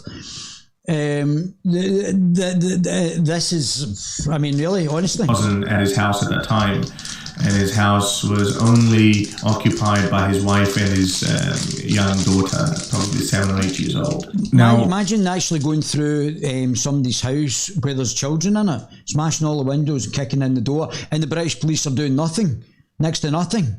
And I mean, it's on tape. Why is the British police done nothing? Before I go further, let me tell you that there was this vicious hate campaign raging online after Mufti Abu Layth uploaded this video less than a day ago regarding his thoughts on the Palestinian plight and Israeli injustice. He is obviously a pro-Palestine guy. It's a 30-minute video. You can go and check it out yourself. I listened to the video in its entirety, and surprisingly, all my views are almost in sync with Mufti Abu Layth's. You can also view... So I don't know what those are. As I said, we are not really like the Lotus Eaters. It's not something that we have a massive impact, and we'll listen to both sides, in both Jewish and Israeli, and obviously the Palestinians. And obviously we don't advocate for any violence here. My stance or mob rule on this Israeli-Palestinian conflict, the video will be uploaded later on. I did speak about it in my last stream yesterday.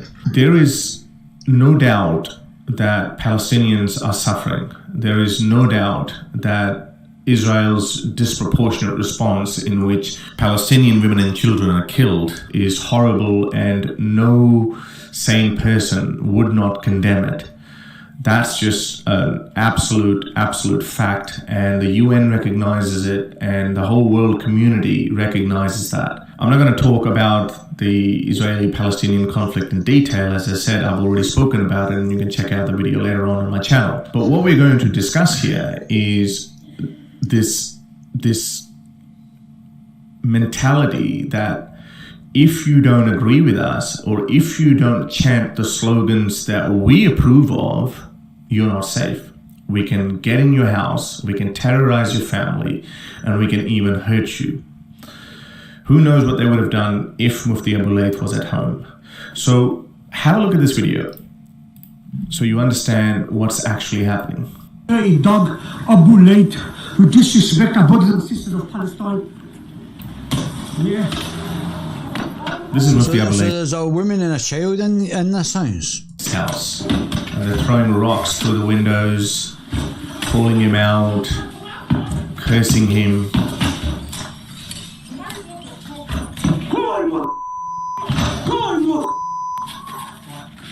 They get in the house. You can imagine what would be going through the minds of Mufti Abu Layth's wife and his young daughter. Going up the stairs. They have no fear. They have no shame. Probably because the police aren't doing anything as usual. They have no respect by the Islamic standards as well. The respect of and the sanctity of the house, and barging in someone's house where there could be women and children there. Now, this is atrocious. This is condemnable in the highest of the degree. Whether you agree with Mufti Abu Layth or you don't agree with him, this is something that just cannot be tolerated. Now, what was Mufti Abu Layth's stance on Palestine? Now, as I said, there's this video that you can go and watch it yourself, but I will summarize it for you. Mufti Abu Layth genuinely believes that Palestinians got the wrong end of the stick in the 1947 UN's partition plan, and then later on, after all the wars and the receding territorial lines of Palestine, which is not an independent state now. I'm going to skip to forward people here. like Salafists or the traditional clerics, whether they're Deobandis or Brelvis or any traditional Orthodox Muslims, you're going to lose Islam very quickly. So this is the reason why I respect Mufti Abu Layth, despite of him being an adversary that is slowing our movement down. But I can appreciate him, I can respect him, and I can have well wishes for him and his family and all the people who admire him, because he has clearly made some profound statements. He has condemned the calling for the execution of ex-Muslims and atheists. He has interpreted Islam. Did you just hear that there?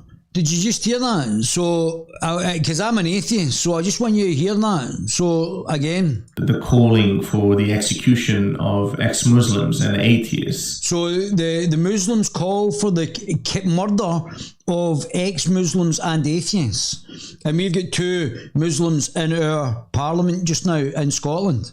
And Muslims, Harris Sultan's I think an ex-Muslim who's now an atheist, but you heard him say that is, and that's part of Islam. So in Islam it says, and I already knew this, that's why I called it a death call, that calls for my murder. Can you imagine I said it was good to murder Muslims, which I don't believe in, but can you imagine that was said? So it's okay for them. So it's wee Nippy, it's one rule for one for another, and wee Nippy's bringing into our parliament people who are Muslims, both Sawar and Useless are both say they're Muslims, and this guy who's an ex-Muslim who's correct, and what I've already read about in the Quran, that he says that in Islam it calls for the killing of non-Muslims and people who have left Islam as well. Apostates is called in Islam.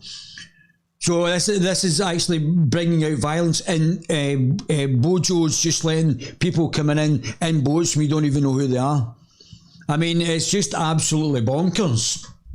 Absolutely bonkers.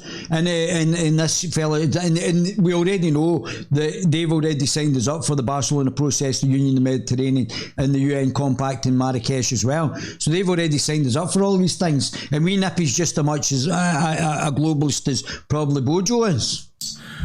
He has interpreted Islam in a way that sounds very peaceful, rainbows and yeah, but we all know it's not. If you're calling for somebody's death because they don't believe in your fascist ideology, then I would suggest that that's not peaceful. That was my interpretation when I read it. I didn't get my interpretation from anybody else. When I read it in the jail which was put in for something that wasn't true.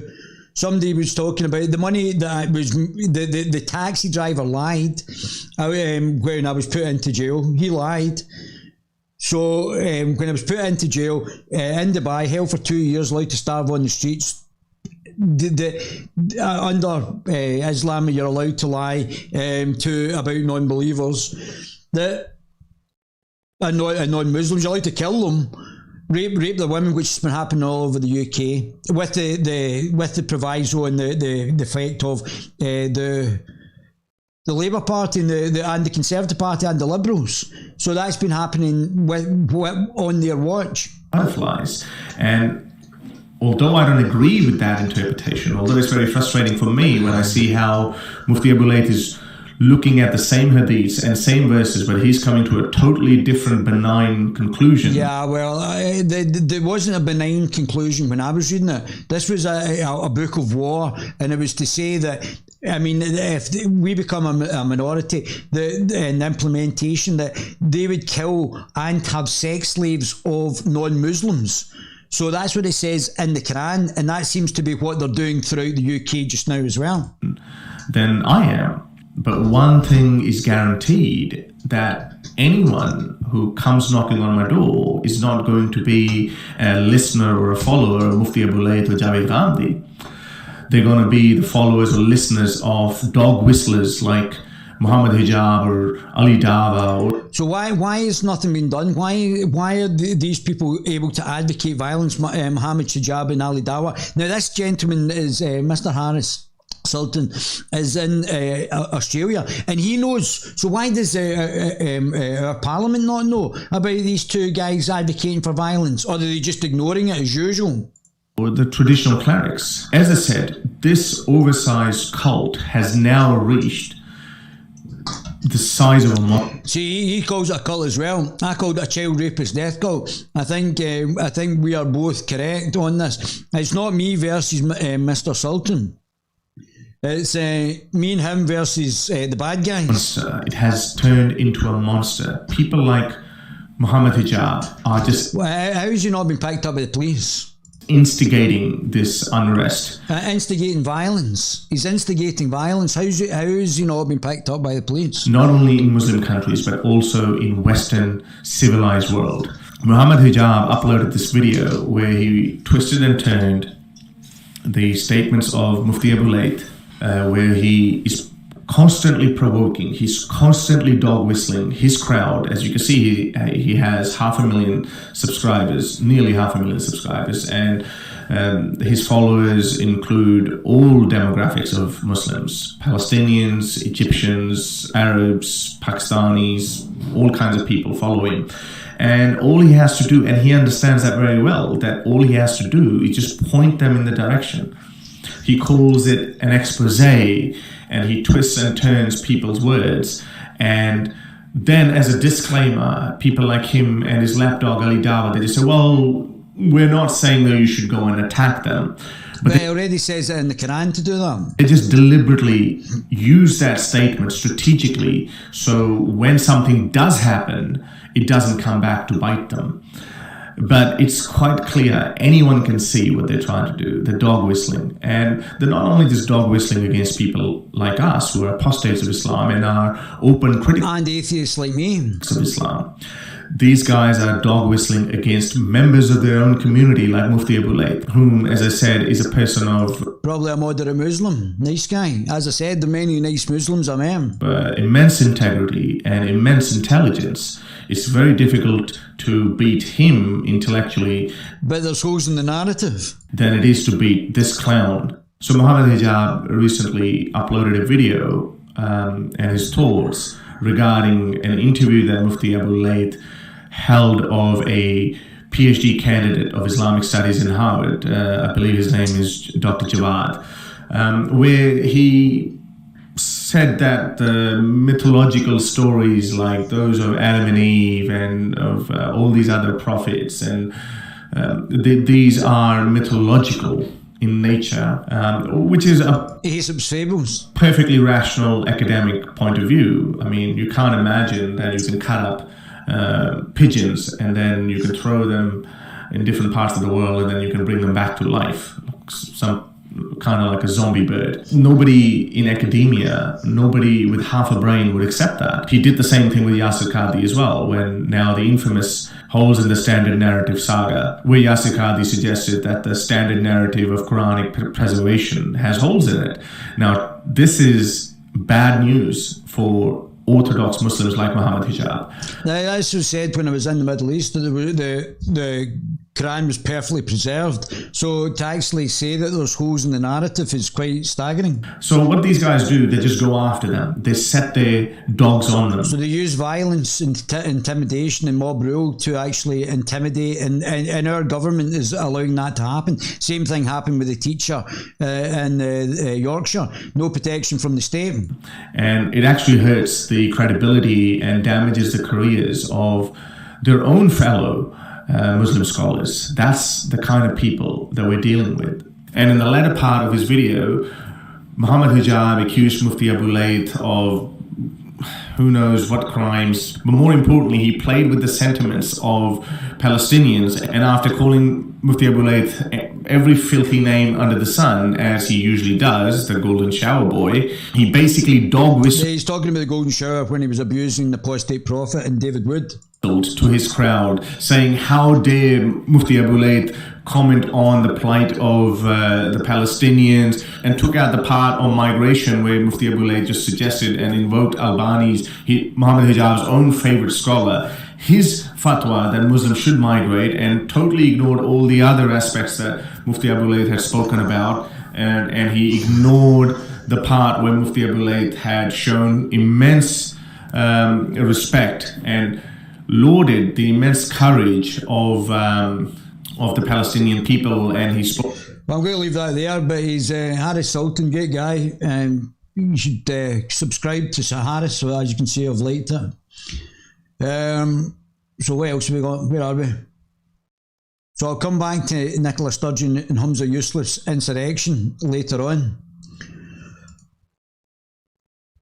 Let's go back to Carol and finish it up here. What are you guys saying? Has to be scared. He just didn't want to admit he heard Christians too. He's flying a flying donkey. Snack bar. He just peaceful protesting. I agree, David. On his NHS employee said there was wages are okay, but the auxiliary staff could benefit from a wage rise. Also, Marion, if we had a negative income tax, that would also help the people in low incomes, as well as reducing their income tax, as well as even increasing the wages slightly as well. So there's a number of things that we could actually do there as well. What is the initiative she's running that are to be in line with those of the EU? I'm not sure about that. Let's go back to see what Carol's saying. We'll wind it up. Exactly, old news. You know, this is literally last year what they were doing. Security forces in both areas use unnecessary or excessive force during law enforcement activities. You might. Is there anything about police that the left doesn't like when they're using excessive force? See, this is the thing, because the beliefs in Islam and the beliefs of the Wokistanis, the Wokists, the racist Marxists, postmodernist Marxists, are diametrically opposed. So there's already an infusion of I think there's a gay they were talking about the gay Muslim march in London, the first gay pride Muslim march in London, which I think is going to be heavily protested, but there may be, and then there'll be the gay atheist Muslim march as well. Which will be a great thing as well. I believe they're going to have gay imams every month, and they're going to have female imams in the mosques once a month, so that they can actually speak to the flock as well. So the intersectionalism will be being put into Islam as well, and that's going to be very interesting when the gay imams start to preach in the mosque. Of course, don't know. This is just one of those questions that's left up in the air, unresolvable. Bread tube. And of course, they torture. As I said, just to get back, BreadTube is obviously for the far left. And have other ill treatment of detainees, which are committed with impunity. BreadTube doesn't have anything to say about that. Women face discrimination. So did you hear that? So again, the far left and the Islamists, apart from the fact that two of them are authoritarian ideologies, they don't have, they're completely contradictory from the postmodernists to the Islamists, but yet common bedfellows in the destruction of the West. With impunity. BreadTube doesn't have anything to say. Unresolvable, BreadTube. And of course, they torture and have other ill treatment of detainees, which are committed with impunity. Committed, so the torturing and killing people, probably other Muslims, a lot of time with other Muslims. BreadTube doesn't have anything to say about that. Women face discrimination and violence, including killings as a result of gender-based violence, as in honour killings. Yeah, so obviously feminism hasn't reached down there yet. Glad we're not feminists. Lesbian. Yeah, you can just ignore that, can you? If it's happening with the Islamists are doing it, just ignore it. Gay, bisexual, transgender and intersex people continue to face discrimination and lack protection. Yeah, nothing said by the LGBT lobby for that either. That's a really So the intersectionalists are all stoom on the Islamo-fascists. mild-mannered way of putting that. They continue to face discrimination. Yeah, killings if you're gay as well. Stoning, I think stoning to death is one of the ways to kill. Decapitation, lifetime imprisonment as well is another one. In Palestine, in Gaza. Very, very underplayed, I would say. Anyway, authorities make widespread use of administrative detention without trial. These people don't get any justice, obviously. They use... A bit like Nicola Sturgeon, Scotland. In Gaza, civilians are tried before military courts. I mean, literally, if you were to say, look, how could one place on earth do everything wrong? It would be the Gaza Strip, right? Civilians tried before military courts, causing Gaza hand down death sentences. Palestinian... So just killing opposition. Armed groups in Gaza occasionally fire rockets indiscriminately into Israel, which of course is what's going on right now. So the counter-argument to this is, of course, Israel bad? It's like, sure, but is it this bad? So obviously it's a democracy inside of Israel as well. There is still Palestinians elected, as far as I'm aware, and also in the military. Muslim Palestinians in Israel, in what is not the West Bank or Hamas, it's in the military. And Hamas obviously been different administrations is almost like Islamist in its application of administration, whereas obviously, which is totalitarian and obviously with no human rights. So if we import a lot of people who have the similar feelings, we will just be importing that totalitarianism, which is a bit like, obviously, Nicola Sturgeon being totalitarian as well. Possibly not. Or certainly authoritarian, not totalitarian, sorry. Women and girls face discrimination in law and practice and were inadequately protected against sexual and other gender-based violence, so-called... Well, a bit like what we've done with the questions was asking Anna Sawar as well.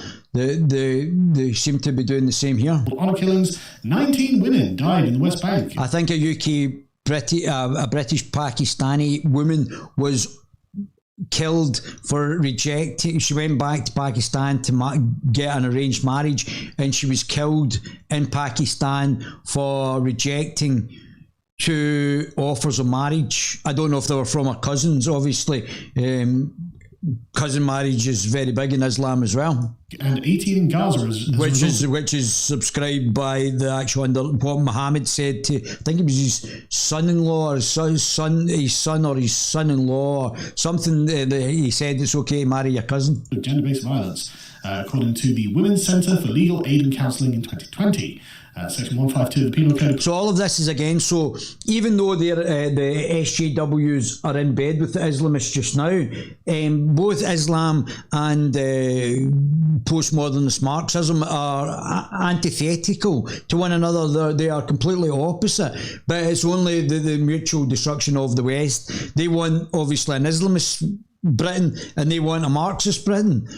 well, like Wee Nippy, so that we would all be not able to say anything under Wee Nippy's authoritarianism either, and governed by whether it be the UN to make our laws or the EU, both not directly elected by the Scottish people, but they'll be making our laws and not directly accountable or removable. So that's Wee Nippy's vision of Scotland. As you can go and twist. Applicable in Gaza criminalises same-sex consensual sexual activity. It makes it punishable by up to 10 years imprisonment. So there you go. So Palestine, if you're a homosexual, you can go to jail for 10 years, up to 10 years. So homosexuality is still punishable. Luckily, it's not punishable by stoning, as the Muslim Sultan of Brunei wanted to bring in under Sharia law, or executionally, where I think there's 10 Muslim countries under Sharia law, and there's others that will have homosexuality as life imprisonment. So you're literally not allowed to be gay in Gaza. Faces discrimination. Faces discrimination. It's a very nice way of putting you will go to prison for a decade, at best, instead, which is something that, in fact, one Hamas militant found out. The Hamas executed recently, in fact, 5 years ago, but they executed one of the group's leading commanders because he was alleged to be gay. So, mate, this is what I'm saying. So, false allegations and lies should be punishable. So if you're trying to destroy somebody's life and making false allegations that you know that are false, and I'm not just saying that it happens in the Middle East as well, I'm just saying it happens here as well, you should go to jail. If it can be proven, that's why you need polygraph tests. If it can be proven that you are making false allegations that can destroy somebody else's life, you should go to jail. Was he gay? Who knows? Yeah, who knows and who cares? It's all about just lying, and what if the lies stick? To be honest. But someone said, bro, you is gay. Yes. The other guys were like, hey, maybe he is. Is al-Din al-Qassam brigades shot Mahmoud Ishtiwi 3 times in the chest after they detained him because he was alleged to be gay and a thief. So they are actually killing people for being gay. So you're getting shot in the chest. But obviously that could be a politically motivated murder as well. But death penalty for being gay, just so you know. That's what Hamza Yusuf and Anas Sawars, the religion that they follow, believe in.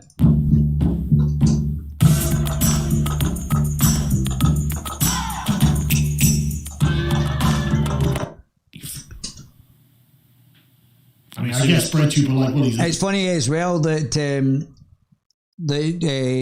YouTube have just sent me terms of service that they can monetize. They can put adverts on my channel without paying me any money, which I think is absolutely incredible.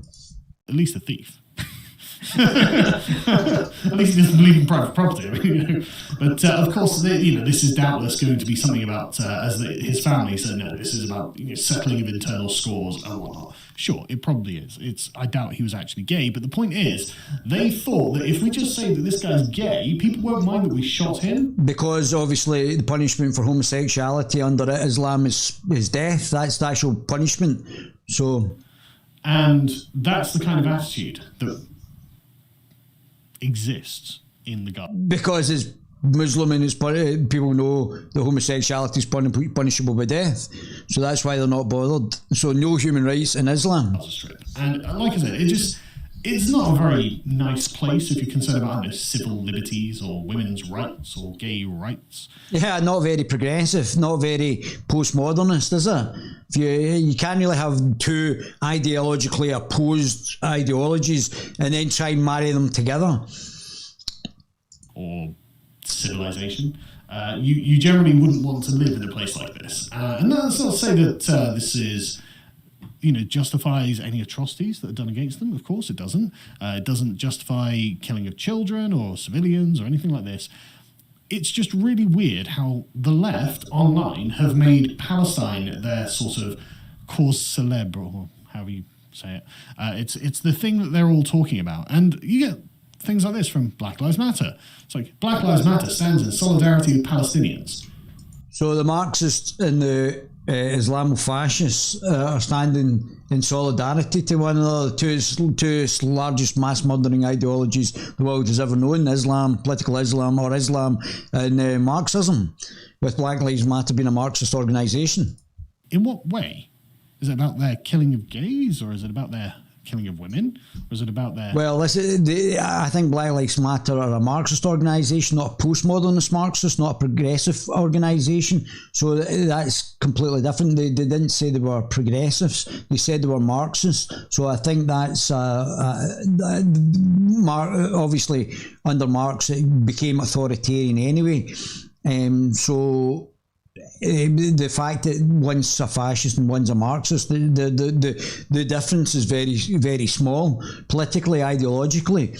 So the Marxists, as we said, it's a GIMP party, so a globalist Islamo-Marxist party. So the Marxists are supporting the Islamists, and both ideologies have killed hundreds and hundreds of millions of people. 300 million, I think, for Islam, and 100 million for Marx, which the Black Lives Matter are a front for. Using military courts to try civilians, or the just general abolition of civil rights? Is it? So there's a difference between Marxism, which BLM is, and postmodernist Marxist, which is racist Marxism, although Black Lives Matter underlying are a racist Marxist organisation. They're not I don't think they're postmodernist Marxists, which in the gay rights and things like that as well. I don't think they really care about that unless it's a political tool. I think the actual progressives and postmodernist Marxists care about that, and they are antithetical to the Islamists and potentially even the Marxists here, because they don't really care. It was never an issue when what's his face from Cuba was killing the Che Guevara, was killing the homosexuals under Marxism. It's about the heavy-handed policing that they use. I mean, what part of Palestine did Black Lives Matter actually stand behind? I really want to know. They say we're a movement committed they're just an authoritarian. Marx is an authoritarian, although I'm sure they would argue that they're not, but an authoritarian, or become an authoritarian ideology anyway. So not very much different from the fascist input from Hamas in the West Bank. Ending settler colonialism in all forms. So it's just that. It's just the fact that the Israelis are there. And this is why people keep saying, yeah, you kind of look a bit anti-Semitic. Well, both Marx and Islam are anti-Semitic in their core. So yeah, because in all other circumstances, if the description that amnesty applied to Palestine applied to anywhere else, BreadTube would be like, no, this is evil. They're bad guys. They're fascists. They're Nazis.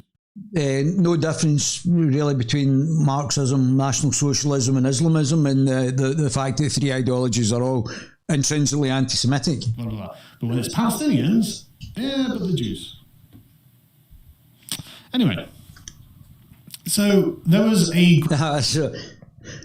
and this is where you can see that it's just an anti-white, the underlying Marxism is a racist anti-white racism from the Marxists there as well. They don't like white people, whether they're Jews or anything else. Money being raised for something called the Palestinian Children's Welfare Fund. Now, it has been alleged that this has links to various jihadi websites, but these are fairly old allegations. This isn't the only set of allegations, but it just seemed like the most prolific one, frankly, where basically they've got links to various websites, and there's obviously the groups that are running these websites that are jihadi groups, and that's not really very controversial.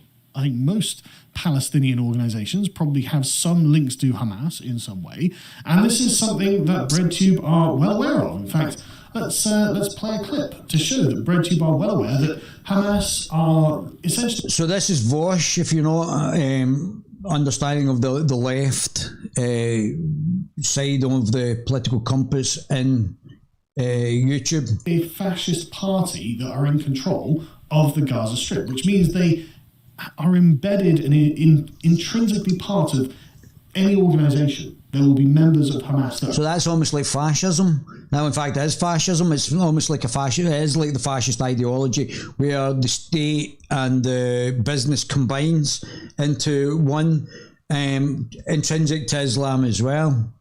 are at the very top, in the same way that the Nazi Party, all businesses would have had party members at the top to coordinate what's going on. But this is them, and this is Vorsch, saying that he's well aware of this fact. Can you do a shout out to Vosh's charity stream and Twitch raid? He's raised money for Palestine Children's Relief Fund. Hold on a second. That rings a bell to me. Let me look that up. Yeah, Palestine Children's Relief Fund has been criticized due to its financial affiliation with the Holy Land Foundation, which was shut down for suspected funneling of donations to terrorist organizations. So no, that's not something I'm going to get involved in. That's not a good connection. Can you do a shout out to Vosh's charity? Yeah. I'm pretty sure Dave Pack is a Zionist. That's not. So Dave Pack is a left-wing American commentator. So just get him up just now. Quite a big. So Dave Pack, this is Dave Pagman here. So he's Jewish as well. So this guy's Jewish, and Bosch is calling him a Zionist, and he's quite a left-wing political commentator, but Jewish. So Vosh is being slightly anti-Semitic and calling him a Zionist. Let me just clip that back here. Get involved in. That's not a good connection. Can you do a shout out to Vosh's charity? Yeah. I'm pretty sure Dave Pack is a Zionist. That's not surprising to me. Just so you guys know, the source or like the assertion that he's referring to there is an old one, and it stems from like the charity. Now, I don't know anything about this charity. Obviously, it would be good to help children in Palestine as well, or the Palestinian Authority areas as well. But it's because it's so complex, the whole situation. It's just don't know where to tread. Assisted children, and those children's parents were associated with an organization associated with Hamas. We're talking like multiple layers deep. The problem is that Hamas is pretty broadly integrated into Palestine. So it sounds a bit like the Chinese CCP in China as well. The involvement of the state into business as well. So it's almost like a fascist ideology. They have their hands in a lot of things. I mean, they're one of the dominant power structures there, of course. So pretty much everything in Palestine is about 2 degrees of separation from Hamas. And people will use this as an excuse to label everything they don't like as terrorist sympathizers. And it's a way, it's essentially the legitimizing mechanism that allows Israel to do what it does over there. It's I think it's an incredibly irresponsible mentality, and I think this is definitely a major blind spot for David Pagman, which is unfortunate, but. So that sounds a bit anti-Semitic there, coming from Vosh as well. So there's obviously a schism in the left as well, between the anti-Semitic left and the ones that are pro Palestinian and pro-Muslim, like the communist left and the fascist Islamists, and the Jewish left, who are obviously a wee bit more pro Israeli, slightly more pro-Israeli, being Jewish as well. Not me, but David Pagman, being Jewish, might have some sort of resonance with Israel as well, or may just not want to support people who are associated with terrorism regardless. So I don't want to put words in his mouth, but certainly Vorsch didn't like him. I saw him getting some criticism. So, pretty crystal clear. And again, if you were discussing any other country and you would say, well, I'm going to send money or any organisation, and they were like 2 degrees of separation from the Nazi Party, I suspect the BreadTube would probably have a lot more to say about sending that organisation. The level of political hypocrisy is just absolutely staggering. Money. But when it's Palestine, for some reason it's fine and there's no complaint. even though, as they say, the whole thing is, Gaza is controlled by Hamas. Hamas are a literal terrorist organization, and BreadTube decided they were going to raise nearly $500,000 for them. That's weird, isn't it? Hey, if you're not a consultant or a B2B service provider who's looking to attract more clients and charge premium fees, go ahead. And this seems to have been a combined arms attempt by BreadTube. So as the Serfs, which is like one of those sort of small CrumbTube grifter channels, they tweet out, so considering he raised $250,000 last night between Vorsh, Sean, Dems, Chapo, Kevin and Tonight, Thought Slime will have raised nearly $500,000 for Palestinian relief efforts. Cue obligatory conservative great day for Hamas retweets. Why wouldn't they? I mean, it seems like Vorsh is admitting that this is a great day for Hamas. You're sending them $500,000. Any thoughts on this, Callum? I don't even know what to say. Just yikes, I guess. I feel pathetic, but I don't know why you'd do this. Good question. Why? So you're considering he raised £250,000 last night between Vosh, Sean, Dems, and Capo, Kevin, and tonight Thought Slime will have raised nearly £500,000 for Palestinian relief. Cue obligatory conservative great day for Hamas retweets. Why would you raise $500,000 for Now, as I said, organisations? I don't really know much about it, and certainly I'm not of an expertise that I would be sticking my 2 cents worth into. But I do understand the politics, and I'm not talking about the politics between each side. I'm talking about the political structures of each side. That's what I understand to the greater degree. I don't get there's a lot of to and fro in there from a historical and political point of view that I'm not au fait, although I do support children not being killed, and that's goes without saying. Are staffed by people who are either sympathetic to or active members of Hamas. Like, are there not more, neutral actors there? Like, I assume like the Red Cross or Doctors Without Borders or something would be present. I actually don't know. But that would be an easier thing to give to, I would have thought. It would be a more morally neutral thing to give to, I think. It wouldn't be money that is going to go straight to terrorism. Well, obviously it's not guaranteed that it's going straight to terrorism, but it's certainly been flagged up. It's not a big deal, though. I mean, as you can see in the comments and the replies. This is someone replying to one of them. We'll go to the next one, John. So what if some of the money goes to Hamas? Even if they were right about that, people need hope. Which thought? At the end of the day, Israel will be fine. Terrorists act on such a small effing scale that anyone who genuinely considers 9 out of 10 of them to be a threat should be laughed at. So it's okay if the money goes to Hamas. What do you mean small scale? Like, I thought Hamas were in charge of the entire Gaza Strip. They are. Like, they're the elected government they voted for. They're the ones who are sending hundreds and hundreds of rockets into Israel. Yeah, but like they are the government of the Strip. In which case, that's not some tiny group of 12 people. Yeah, they are the power structure, and they are a designated terrorist organisation in the US, Canada, and the UK. And so, I mean, the idea that they don't know that Hamas is going to get this money is ridiculous. And if someone is a breadtuber, it might be worth letting the authorities know that they're actually funneling money to a terrorist group. And they seem to know it. Which is why David Pacman very wisely was like, look, I'm not touching this. I'm out. I'm sure there's laws against funneling money to terrorists. Jews aren't white. Jews aren't white. He's too scared. That's not me saying Jews aren't white there, Adolf, you bad man. He doesn't want to admit he heard the Christians too. And Flying Donkey. You guys are very quiet tonight.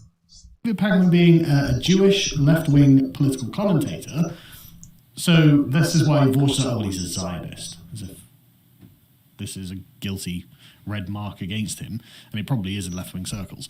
But this is why David Pacman was like, well, okay, I'm not going to go down that road because I don't want to fund terrorism, because David Pacman is not a lunatic, apparently. Well, I would think that there would be laws against it, even in the States. But the thing is, and this is, I think, a general problem with charities, is they're not exactly hugely reliable at getting the money. The PCWF, or whatever it was called, PCRF, sorry. Discover a moonpig for every moment. YouTube's obviously making money out of Carol, and Carol's not making money out of YouTube. They do not publish their finances. And that's if you're like, right, breast cancer awareness or something, that we can free breast cancer only 2 pence, who are fully illegal move, but I guess it seemed like a really good are women born with vaginas?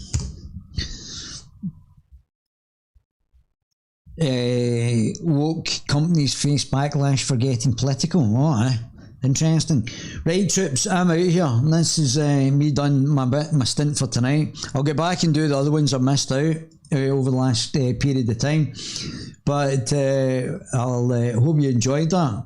Let me know your thoughts. Quite interesting. Hope you guys are okay there. Thanks for all your comments. You know I gotta love you guys. Thank you, my baby gorillas.